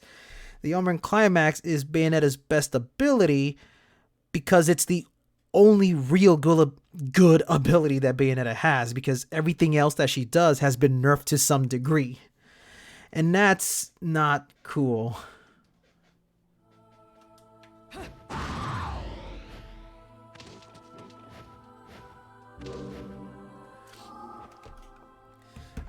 See, here's the thing. I understand that they wanted to attract the casual audience. There's nothing wrong with trying to make a game accessible. I have no problems with a game being accessible for fans. Hell, Devil May Cry 4 did it phenomenally with Nero.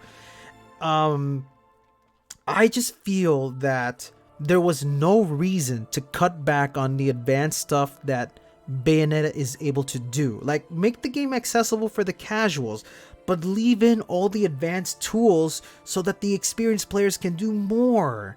By limiting all these advanced things, you're basically bringing down the hardcore players down to the same level as the casual players, so that the casual players don't feel bad about themselves. You get me? And it does take skill to be stylish in Bayonetta 2. There's lots of things you could do in Bayonetta 2 that's absolutely amazing. Like, I need you guys to look up this guy. His name is Tales of Jade.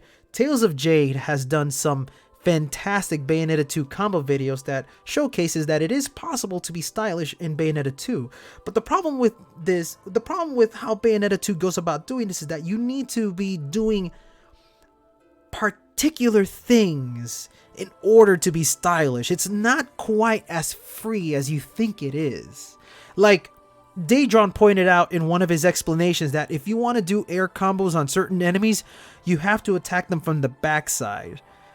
And the problem with that is that even though you can get behind them, if you do stuff like an afterburner kick, it immediately makes the enemy face Bayonetta, which means that you can't do afterburner kicks if you intend to keep an enemy sustained in the air. You get me? That's the kind of limitation that puts me off from playing Bayonetta 2. Even though Bayonetta 2 is a wonderful game, it just doesn't do much for the hardcore players. And I really feel like there was no reason why they needed to casualize the game anyway, because you have the option to play the game on very easy and easy mode. Like, if you want to get better, that's what the option is there for. You know? Like, if you want to get better, you have to put some effort into it and go into normal mode and then go into hard mode. But if you don't want to do that, there's nothing wrong with playing the game on easy or very easy. Nothing. I just feel like some people, because I used to be on the GameFAQs forums and people are like, oh, I'm glad that they made it easier. Now I can beat the game on hard mode. Yeah, do you not understand how hypocritical that sounds? Like, I'm glad that hard mode is easier. That's stupid.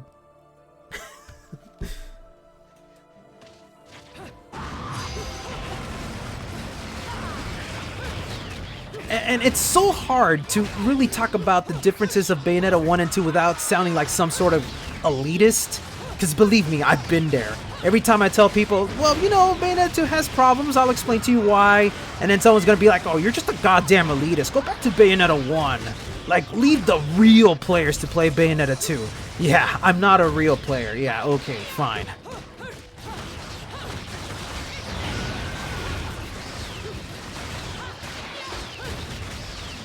Oh, no, don't worry if you're coming in here to argue, okay?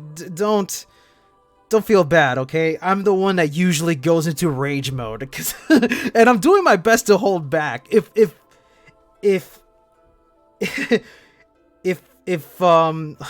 do I explain it? If somebody were to turn off the pain inhibitors for me, I would go full rant mode with Bayonetta 2. I could sit down and write a 2-hour essay on why I don't like Bayonetta 2.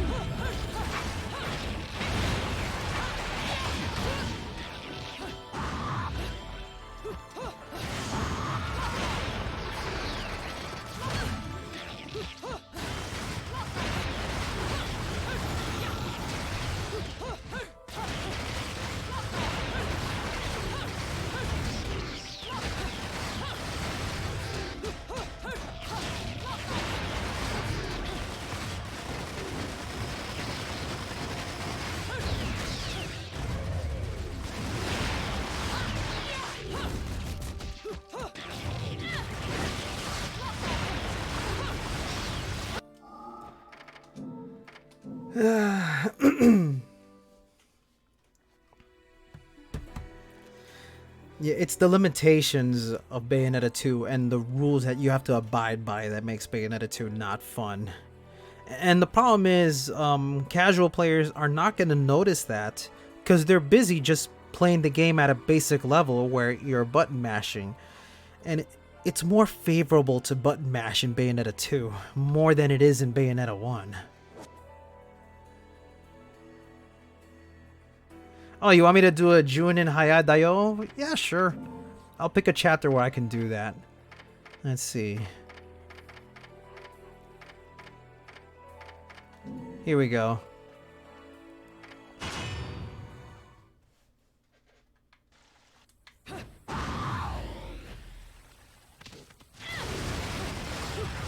You know, this, like, exactly, like Karma B says it perfectly. Bayonetta 2 is more about the game forcing you to respect what it does in certain situations to give the feeling of a more tangoish dance, whereas Bayonetta 1 is complete control to the player. Absolutely. And mind you, I want you guys to also understand something here. If you guys like Bayonetta 2 more than 1, that's fine. I'm not here to tell you that your opinion stinks, okay? Because what makes Bayonetta great in general is that there is something for everyone out there. I've learned so much from being a part of the Bayonetta community. Like, I've met so many wonderful people along the way. All sorts of wonderful people of different color, different behavior, different all sorts of things, right? And Bayonetta is something special to everyone. Like, everyone enjoys these games for a reason, whether it's because of the colorful characters, the beautiful sceneries, the music, the combat. You know, if you enjoy two more than one, awesome. But I also think it's important that players understand what's fundamentally wrong with 2, especially since we're getting close to Bayonetta 3's release. And I'm going to be honest with you guys. I'm actually not looking forward to Bayonetta 3 because I'm worried it's going to be more of 2. I'm still going to play Bayonetta 3. I'm still going to live stream 3. I'm still going to do combo videos with 3. You know it. I guarantee you I'm going to do a lot of stuff with Bayonetta 3. But as it is, if Bayonetta 3 continues to do the same thing that 2 does, it's going to be 10 more years of playing Bayonetta 1.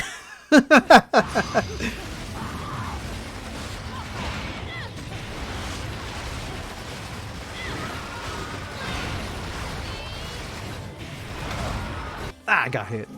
No, they haven't said anything about Bayonetta 3. Nothing, okay? We know nothing about Bayonetta 3. All we know is that the game is in development and that it exists. That's it. They haven't said a word, and no, all the leaks that you've been hearing are fake. Because believe me, I always follow these kinds of information. Nobody can predict Nintendo Directs. Whatever 4chan is saying, don't pay attention to them. They're just a bunch of neckbeards who are like, let me just say a couple of lies on the internet. Surely somebody's got to believe me.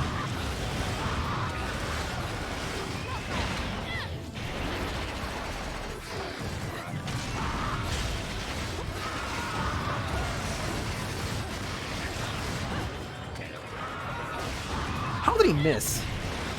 I'm actually surprised he missed that attack.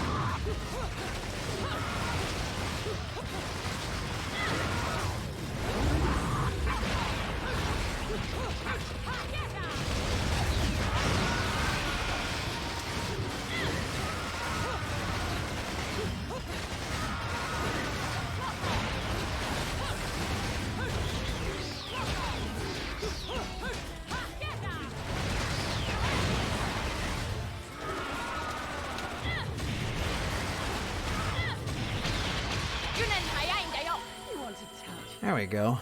There's your Junjin Ito Dairy Queen, whatever.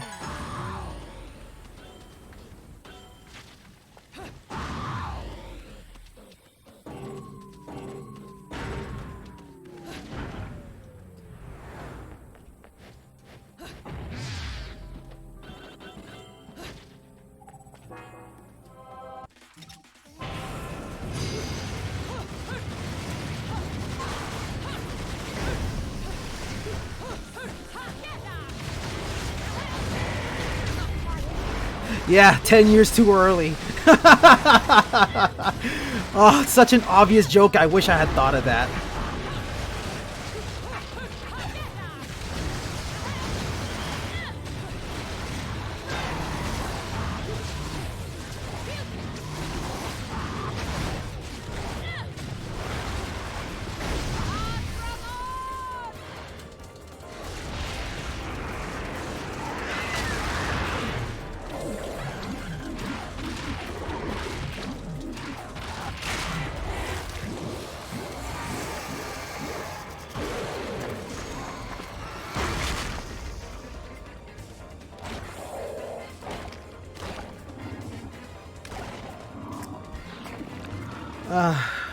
Are you guys enjoying the stream, by the way?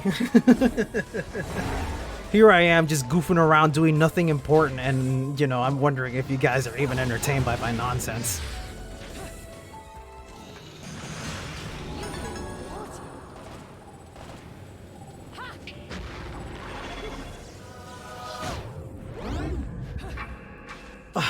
The Felinor. I gotta say something, man. Like, I will die if I see Bayonetta officially wearing 2B's outfit, okay? I'm not ashamed to admit it. I'm Hispanic, so I am obligated to love that ass. And if she's wearing that leotard, God help me.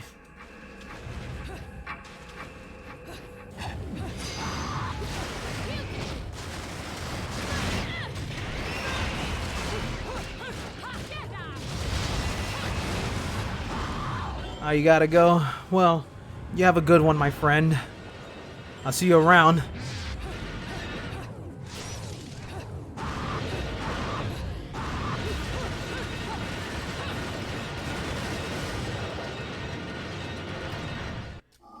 Somebody banned Ace or Psy for saying such horrible things on his stream.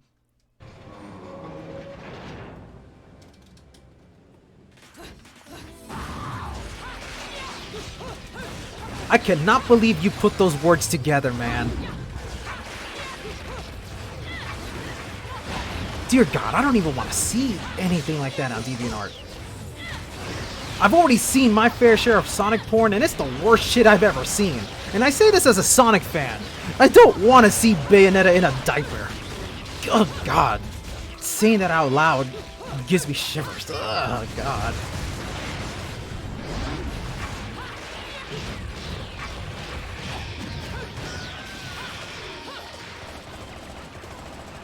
Oh. Wait, where'd he go? What the fuck? I threw him out the fence. Oh God. Hold on, I gotta go over there right now. That's a hell of a glitch. I've never seen anything like that before. Hello, my friend. Wow, this actually makes for a really cool set piece for a combo video now that I think about it. Wow. Stop saying diaper Bayonetta, for God's sake!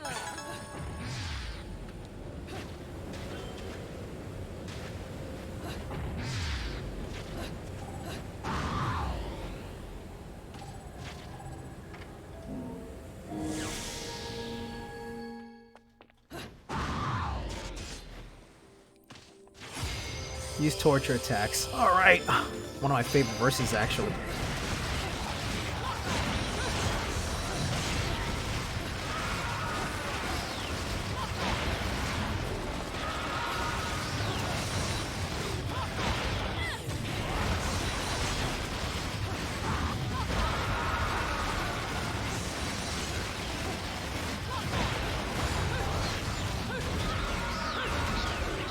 By the way, one of the easiest ways to build magic really fast is to do afterburner kicks. Look how fast I build up my magic on this dude.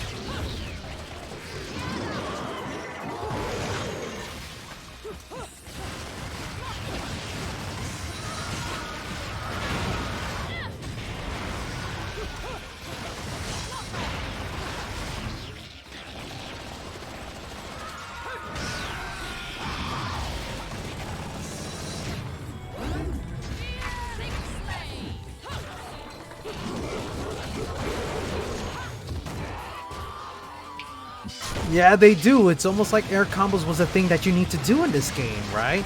Something that Bayonetta 2 seems to have forgotten.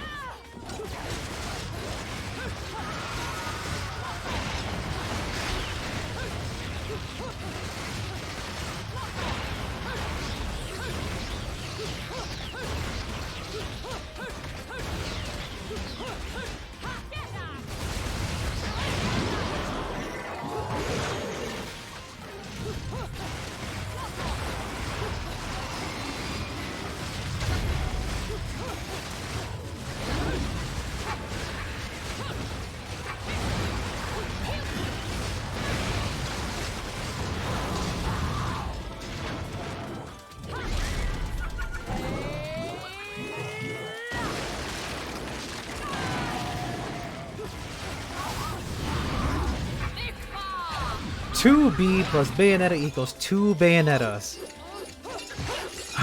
2 Bayonettas means 4 wonderful ass cheeks.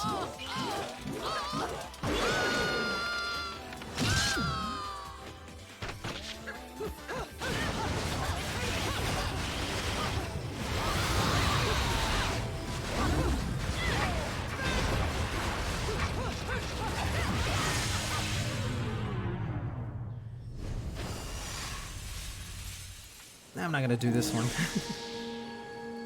Oh yeah, no, Jeanne wearing the A2 outfit would be like the tits.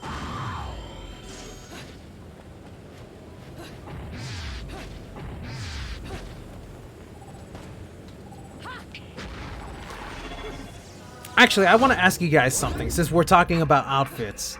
Since Bayonetta has Nintendo-related costumes in Bayonetta 2 and 1 for that matter, what more Nintendo-related stuff would you like to see in Bayonetta 3? Like, it could be weapons, it could be costumes. Because me, personally, I want a Zero-Suit Samus costume for Bayonetta.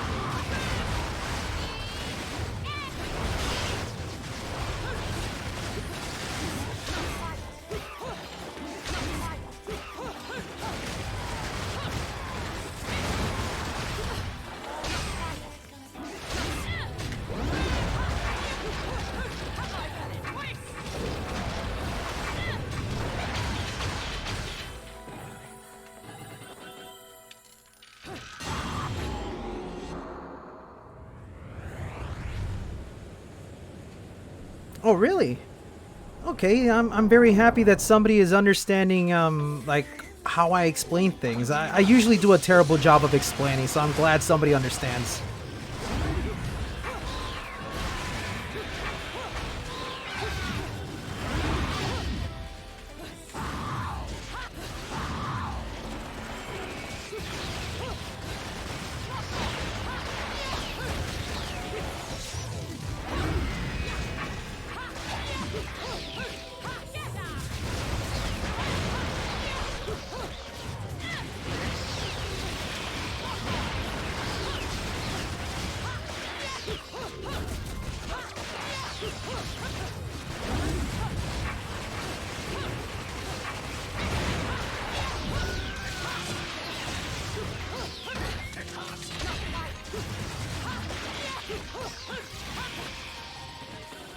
Well, I mean, she already had the Mario hat in Bayonetta 2.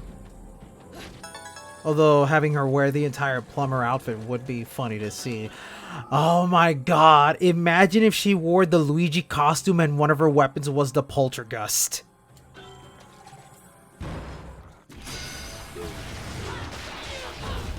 Now comes one of my favorite verses in this game. Nothing but straight fights against you and a bunch of angels. And none of the annoying kinds either.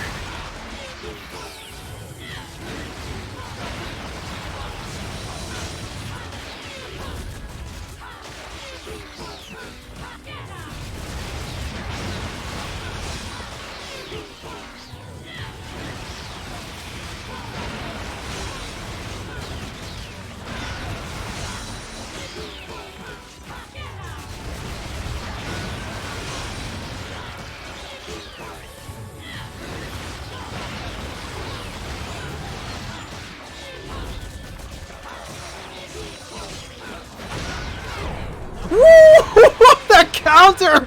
Oh, I love this game! Can you tell? Oh, I love when the accidental perfect counters happen.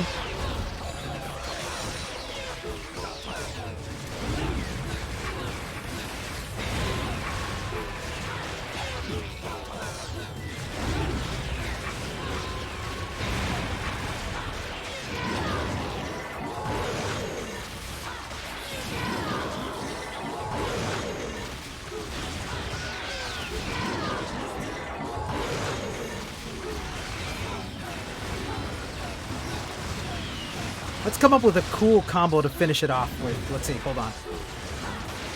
Let's make a really stylish combo.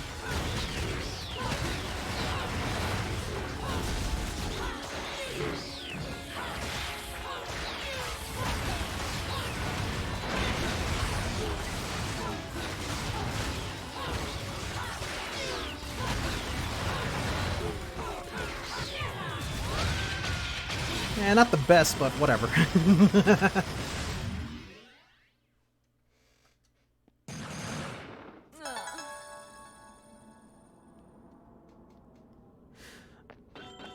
A Morrigan outfit for Bayonetta. Oh my god, I need a fan because I'm sweating like mad right now. Oh boy.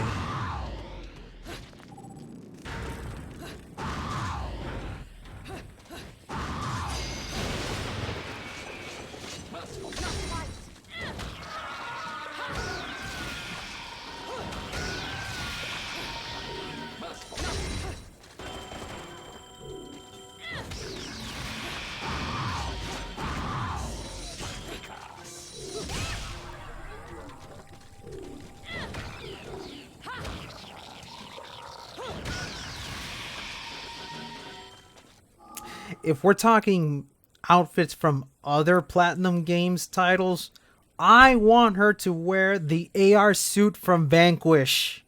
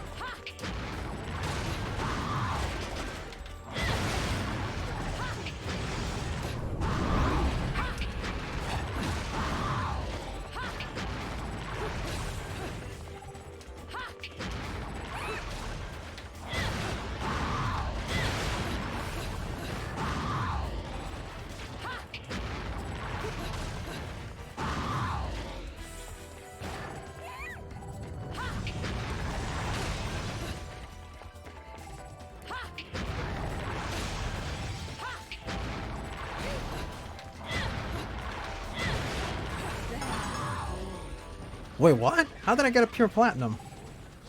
I thought I got hit at one point.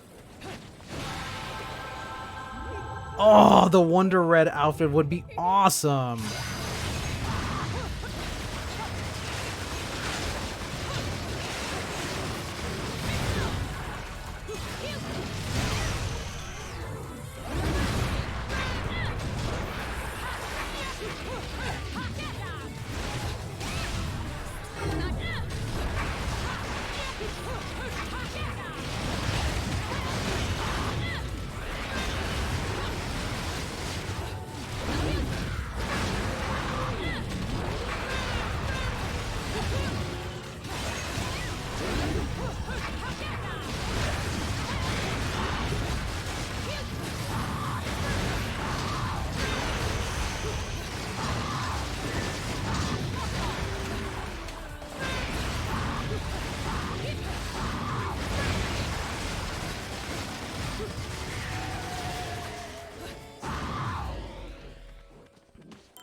I'd be okay with Jack's costume.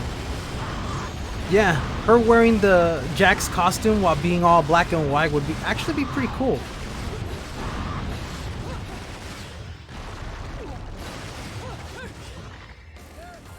I love this cutscene. Just because it's like this big, ugly angel that falls in love with a tiny little girl, which actually is kind of creepy because you have to wonder how old these angels are falling in love with like an 8-year-old girl, I think. I will name him George and I will hug him and squeeze him.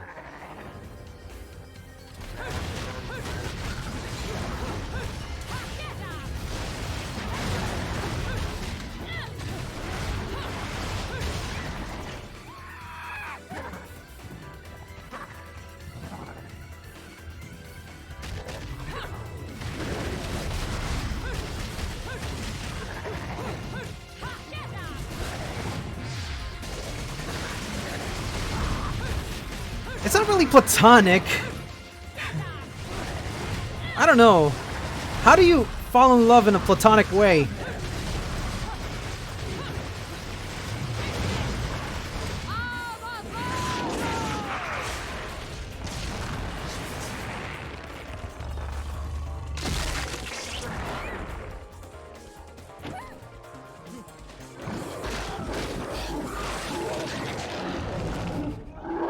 No, my baby, my baby.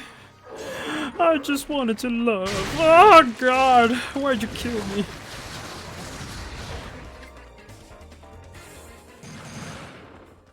Oh, I got hit at one point. But of course, if you're very observant, you'll realize there's something weird about this Bayonetta, because there's the real one. Also, I hate this segment, because it's really difficult to avoid the lasers. Doing a pure platinum run in this segment sucks. This really should not have been a verse.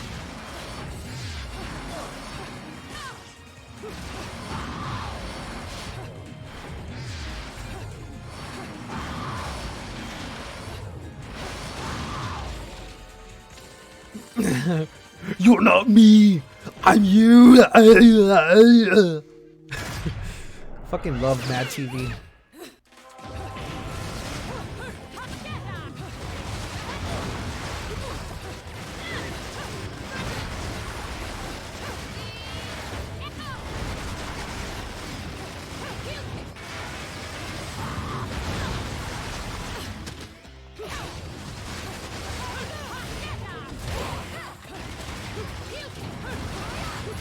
Never dodge the lasers, jump over them.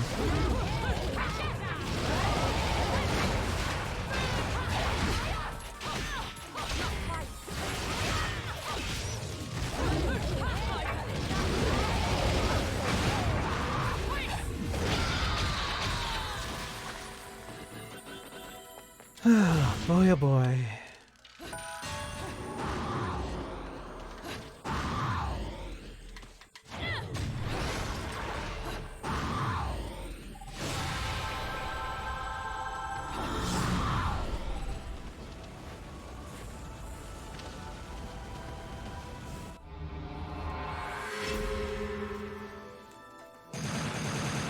I skipped a few verses, but oh no, I only skipped the one. I should have been a pole dancer. Yeah, I should have been a pole dancer. Nah, no updating. I still have to do a pure platinum run for that verse.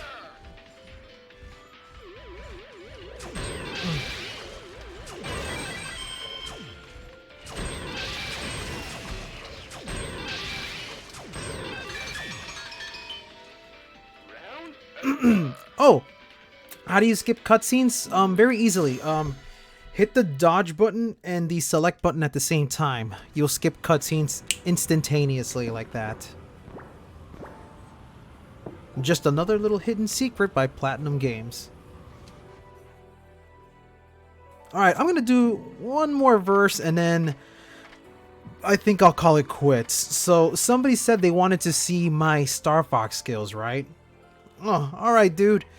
You have a good one, AP. It was great to see you here, man. It's wonderful seeing all these great people come together. Until next time, dude. Okay, so in the meantime, I guess I'll mess around in Isla del Sol. Yeah, I guess it would count as a headshot.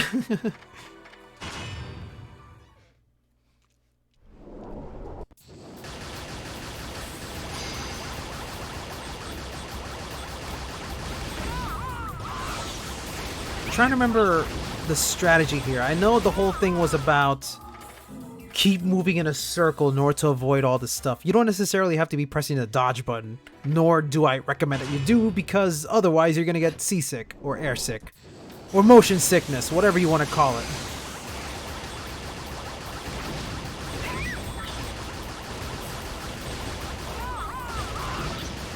I forgot how difficult it was to escape the first few hits.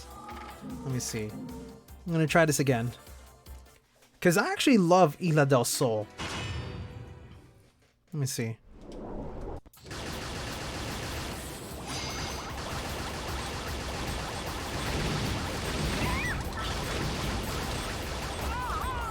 Man.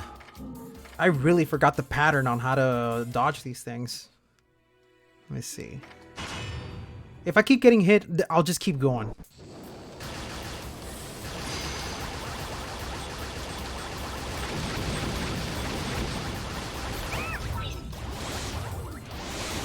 I guess it is recommended to dodge, but you'll get motion sickness. My eyes already hurt.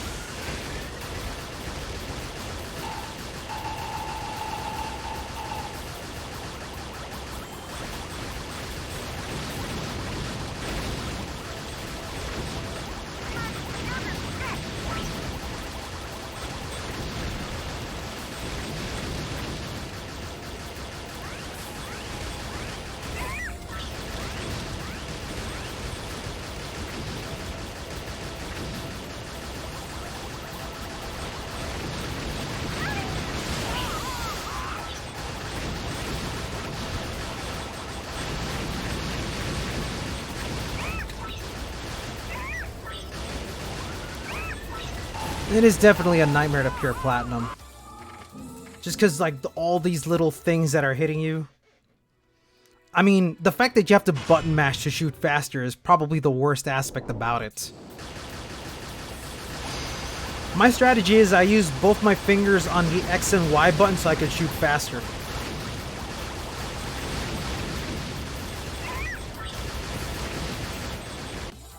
Oops.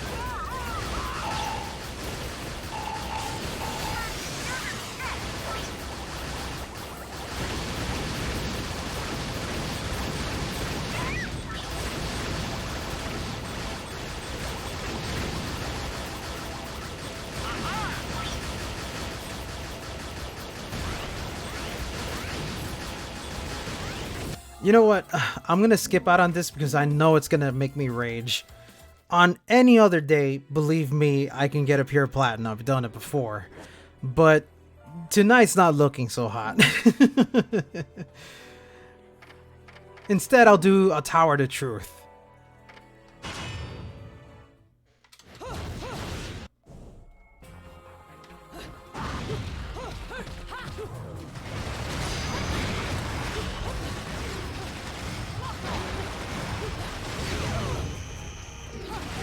You know, I was trying to go for a platinum run here. Oh yeah, no, for what it's worth, the song is great. But see, here's the thing that I never understood. And as a Sega fanboy, this pisses me off. Why does the Afterburner stage use Space Harrier music, while the Outrun stage uses Afterburner music? It's like they got things mixed up. What the hell?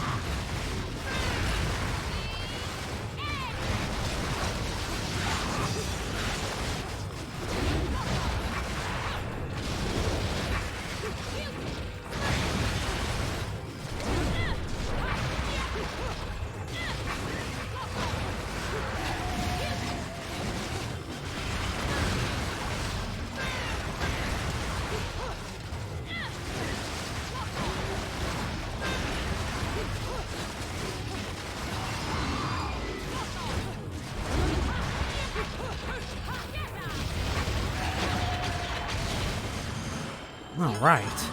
Okay, that's a lot better.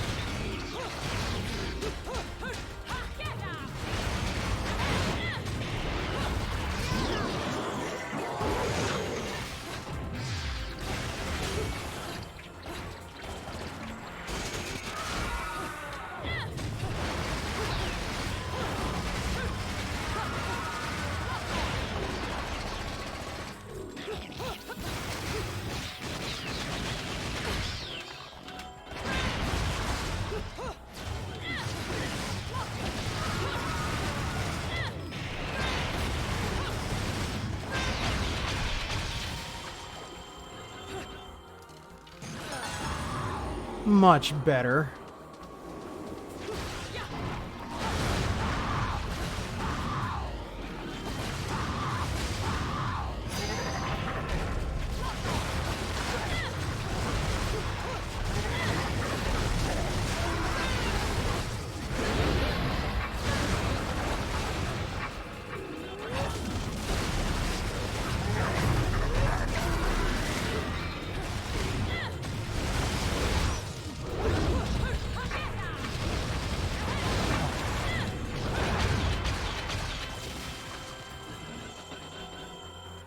With absolute skill, you can just destroy these enemies really fast.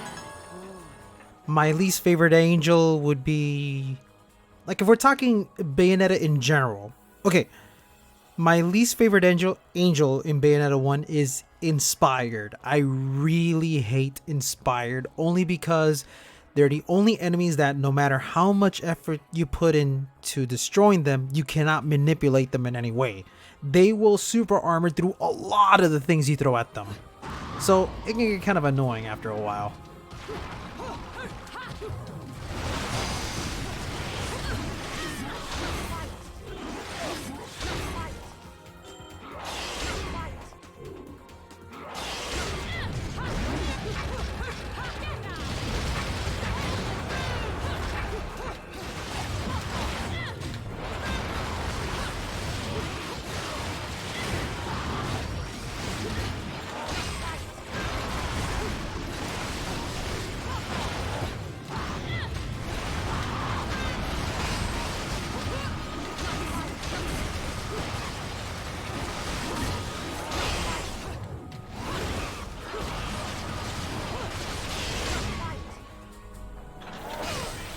Couldn't counter that one properly.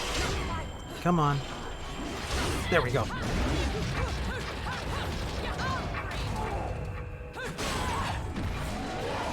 My favorite angel has to be Ardor. They're very well designed. They're enemies that are very aggressive, but they reward you for figuring out how to get through their defense so you could do some really mad combos against them. Also, Grace and Glory are my favorite angels as well. They're just so much fun to fight against. It's always like a tangle between you and a very tough enemy. Like, it's not always about doing combos. It's about being able to take control, which is something Bayonetta 2 doesn't let you do. Well, I mean, it does, but only through one strategy. Activate that Umbran Climax, which is honestly a very boring way to play the game.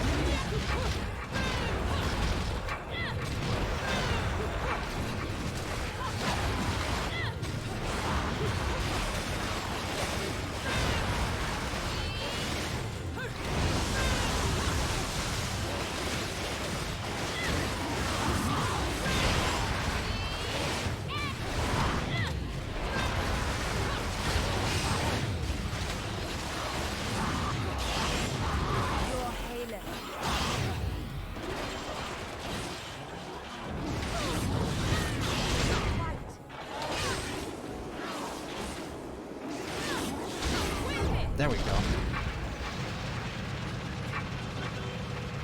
Your halo is mine. I was just trying to do something fancy, but it didn't work.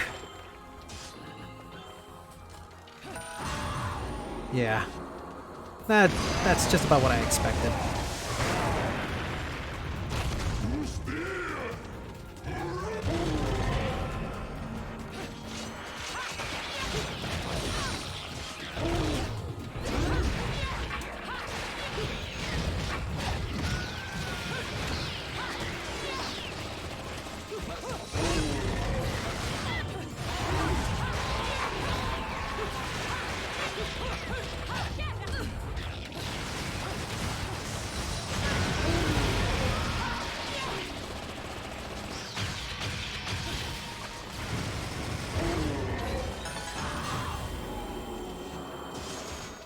Now comes the segment I kinda don't like, but it can be fun if you get the upper hand.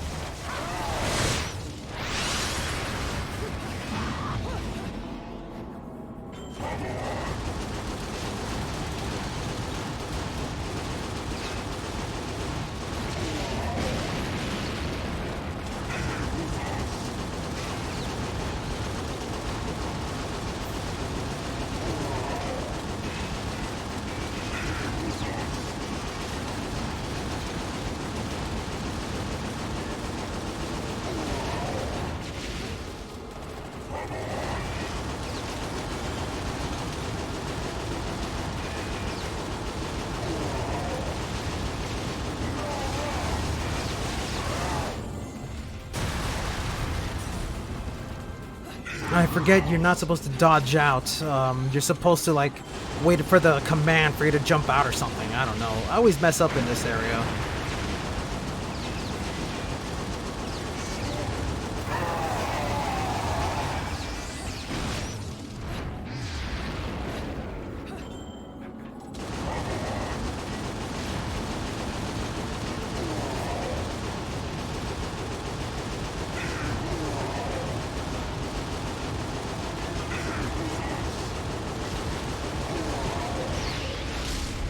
Go.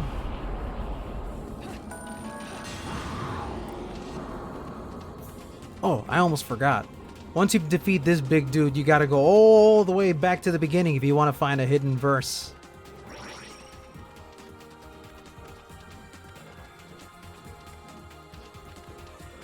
Also, I love this song.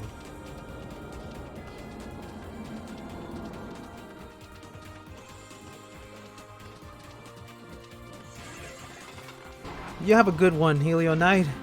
It was great to see you again.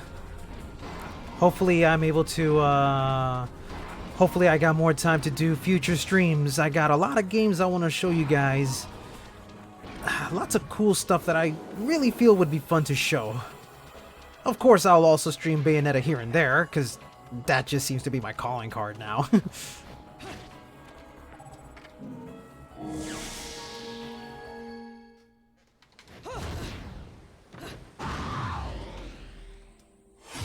Which time disabled? It feels like you're playing non-stop Infinite Climax.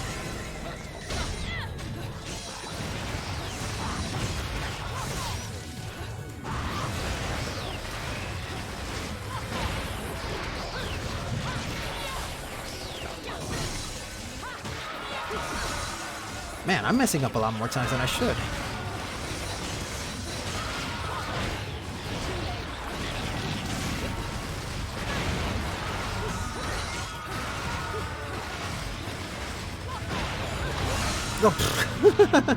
My instincts kicked in. Well, my muscle memory, I mean. Okay, let's go about this in a different way.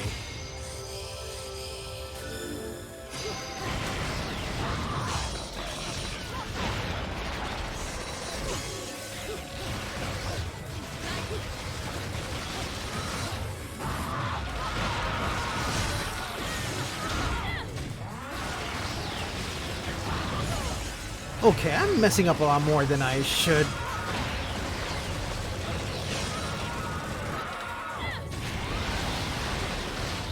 Hold on.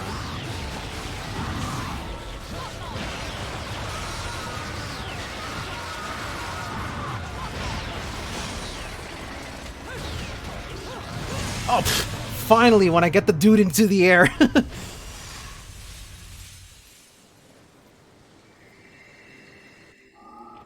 Are you kidding me? I've played all the Yakuza games. I got all of them. I've played Yakuza 0, 1, 2, 3, 4, 5, Dead Souls. I got them. You name them. I'm looking forward to 7.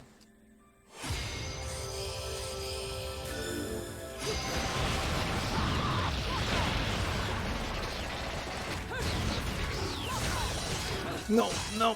Ugh. Umbran Spear can sometimes be inaccurate, but there we go. No! I didn't want to fall to the floor.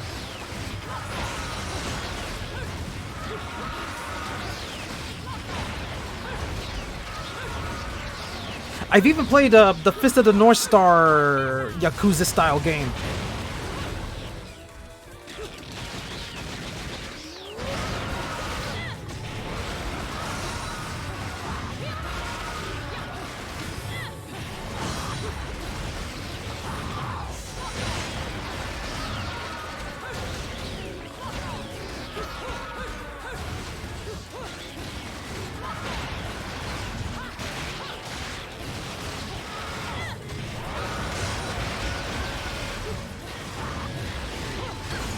Ah, not the move I wanted to do.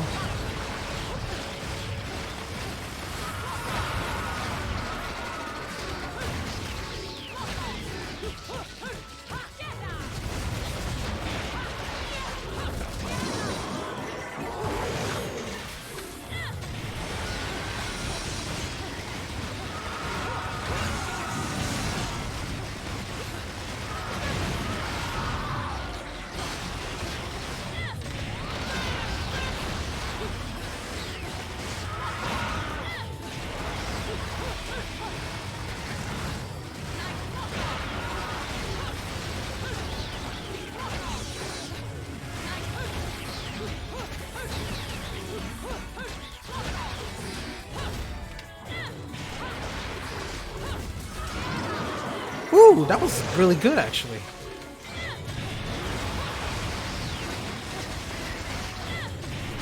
No word yet on Streets of Rage 4, but don't worry, that's still in development. I've been following along with all the info for that game as much as I can.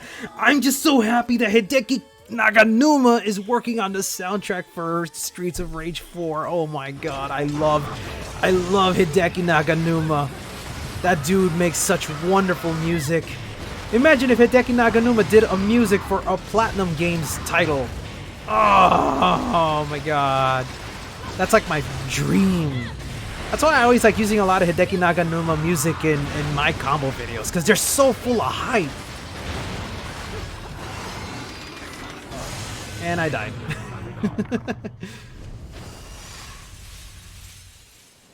Okay, I'm gonna change over to the sword, because the sword is a great weapon to use against these flaming enemies.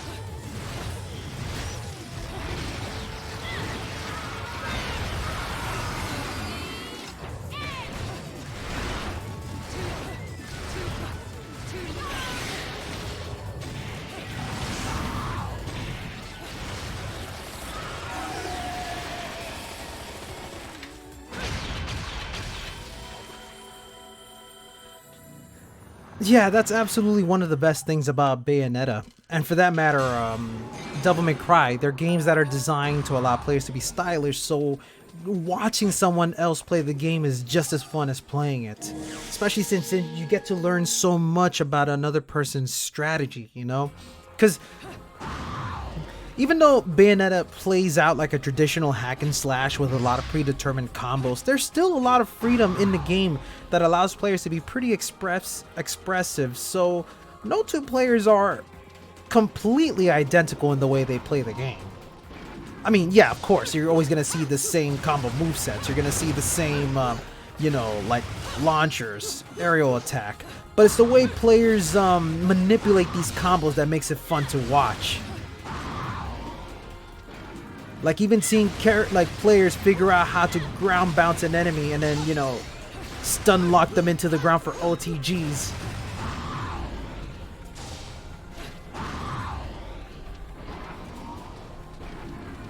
And the best part is, like, for a game like Bayonetta and Devil May Cry, it rewards players with high skill, so the better you get them, the more you just want to play the game too. There's, like, the skill ceiling for Bayonetta 1 is really high. Not as high as Devil May Cry 3, 4, and 5, but it's up there. Unfortunately, that skill ceiling was reduced in Part 2. You don't see me play that game a lot because there's really not much to it. If you see me playing the game, it's just gonna be more of the same of what you would see other players play.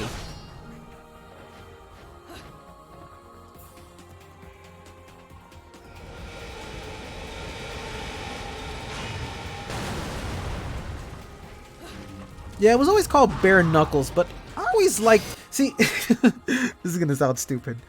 I prefer calling it Streets of Rage because it just sounds so 80s. Whenever I think of bare knuckles, I keep thinking it's about a naked Knuckles.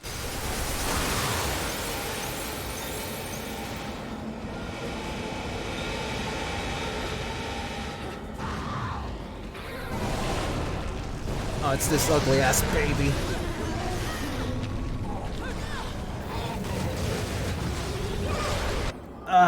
You have a good one then. It was great.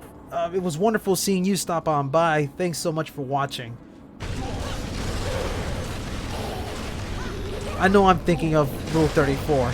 I just can't seem to escape Rule 34 no matter where I go. As a Sonic fan, it's horrible. And I died. I wasn't really putting much effort into that. You know what though? I think I'm gonna call it a night because I'm actually getting a little bit tired. I'm sorry to end it on, I wouldn't say a short notice, but I'm very sad to end it on a bad note. But anyway, for those of you that managed to stick around and watch the stream, I thank you all so very, very much. You know, like, I'm so happy to be back. Like the fact that I have a new computer, the fact that I'm able to continue playing Bayonetta, and the fact that I'm going to be working on my new video, there's lots of things that I got in store for you guys. Like, as long as you're subscribed to my channel, you'll get to see some cool things. I got plans for a new Bayonetta combo video. I got that in my mind. I'm working on an Astral Chain combo video. I'm working on an Assault Spy combo video too. And above all that stuff, I'm also working on my Bayonetta video essay where I go into more details as to what are the mechanical differences between Bayonetta 1 and 2. But I'm glad, as long as you guys are enjoying this, that's what matters most to me. And I'm really glad that you guys understand, like, the things that I babble on about. Like, I'm actually surprised you guys understood how I explained the triple Tetsuzanko. I keep forgetting that, like, a lot of times whenever someone explains to you, just do this, you know, sometimes they forget to tell you that one little element. And that element is the jump cancel. Like, jump canceling, I think, is one of the best techs that Bayonetta has, you know. Like, as long as you understand the fundamentals behind jump canceling, you can become a lot better at this game. Like, it's not the same kind of jump canceling as, say, Devil May Cry, where you jump cancel to continue repeating the same move. In this essence, Bayonetta is more about canceling that move so you can immediately do another move and then start a new combo from there, you know? But yeah, as long as you guys are understanding what I'm saying, that's totally fine by me. Okay. Anyway, you guys, I'm gonna wrap it up because I'm getting a little tired. I will be streaming more later on. I don't know when though, because tomorrow I'm gonna be pretty busy at work, and so busy in fact that I'm gonna have to leave work a little later, and then by the time I get home I have to start my exercises. So yeah. Um until then though, you guys have a wonderful night or a wonderful morning, whatever time schedule you guys are at. I'm just a little lonely guy here in South Florida doing whatever I can to enjoy myself. So anyway, you guys have a good night. I'll be seeing you guys another time. I keep saying these goodbyes over and over, I know, but I really do mean them. It's so much fun doing stuff like this. Anyway, guys, take care.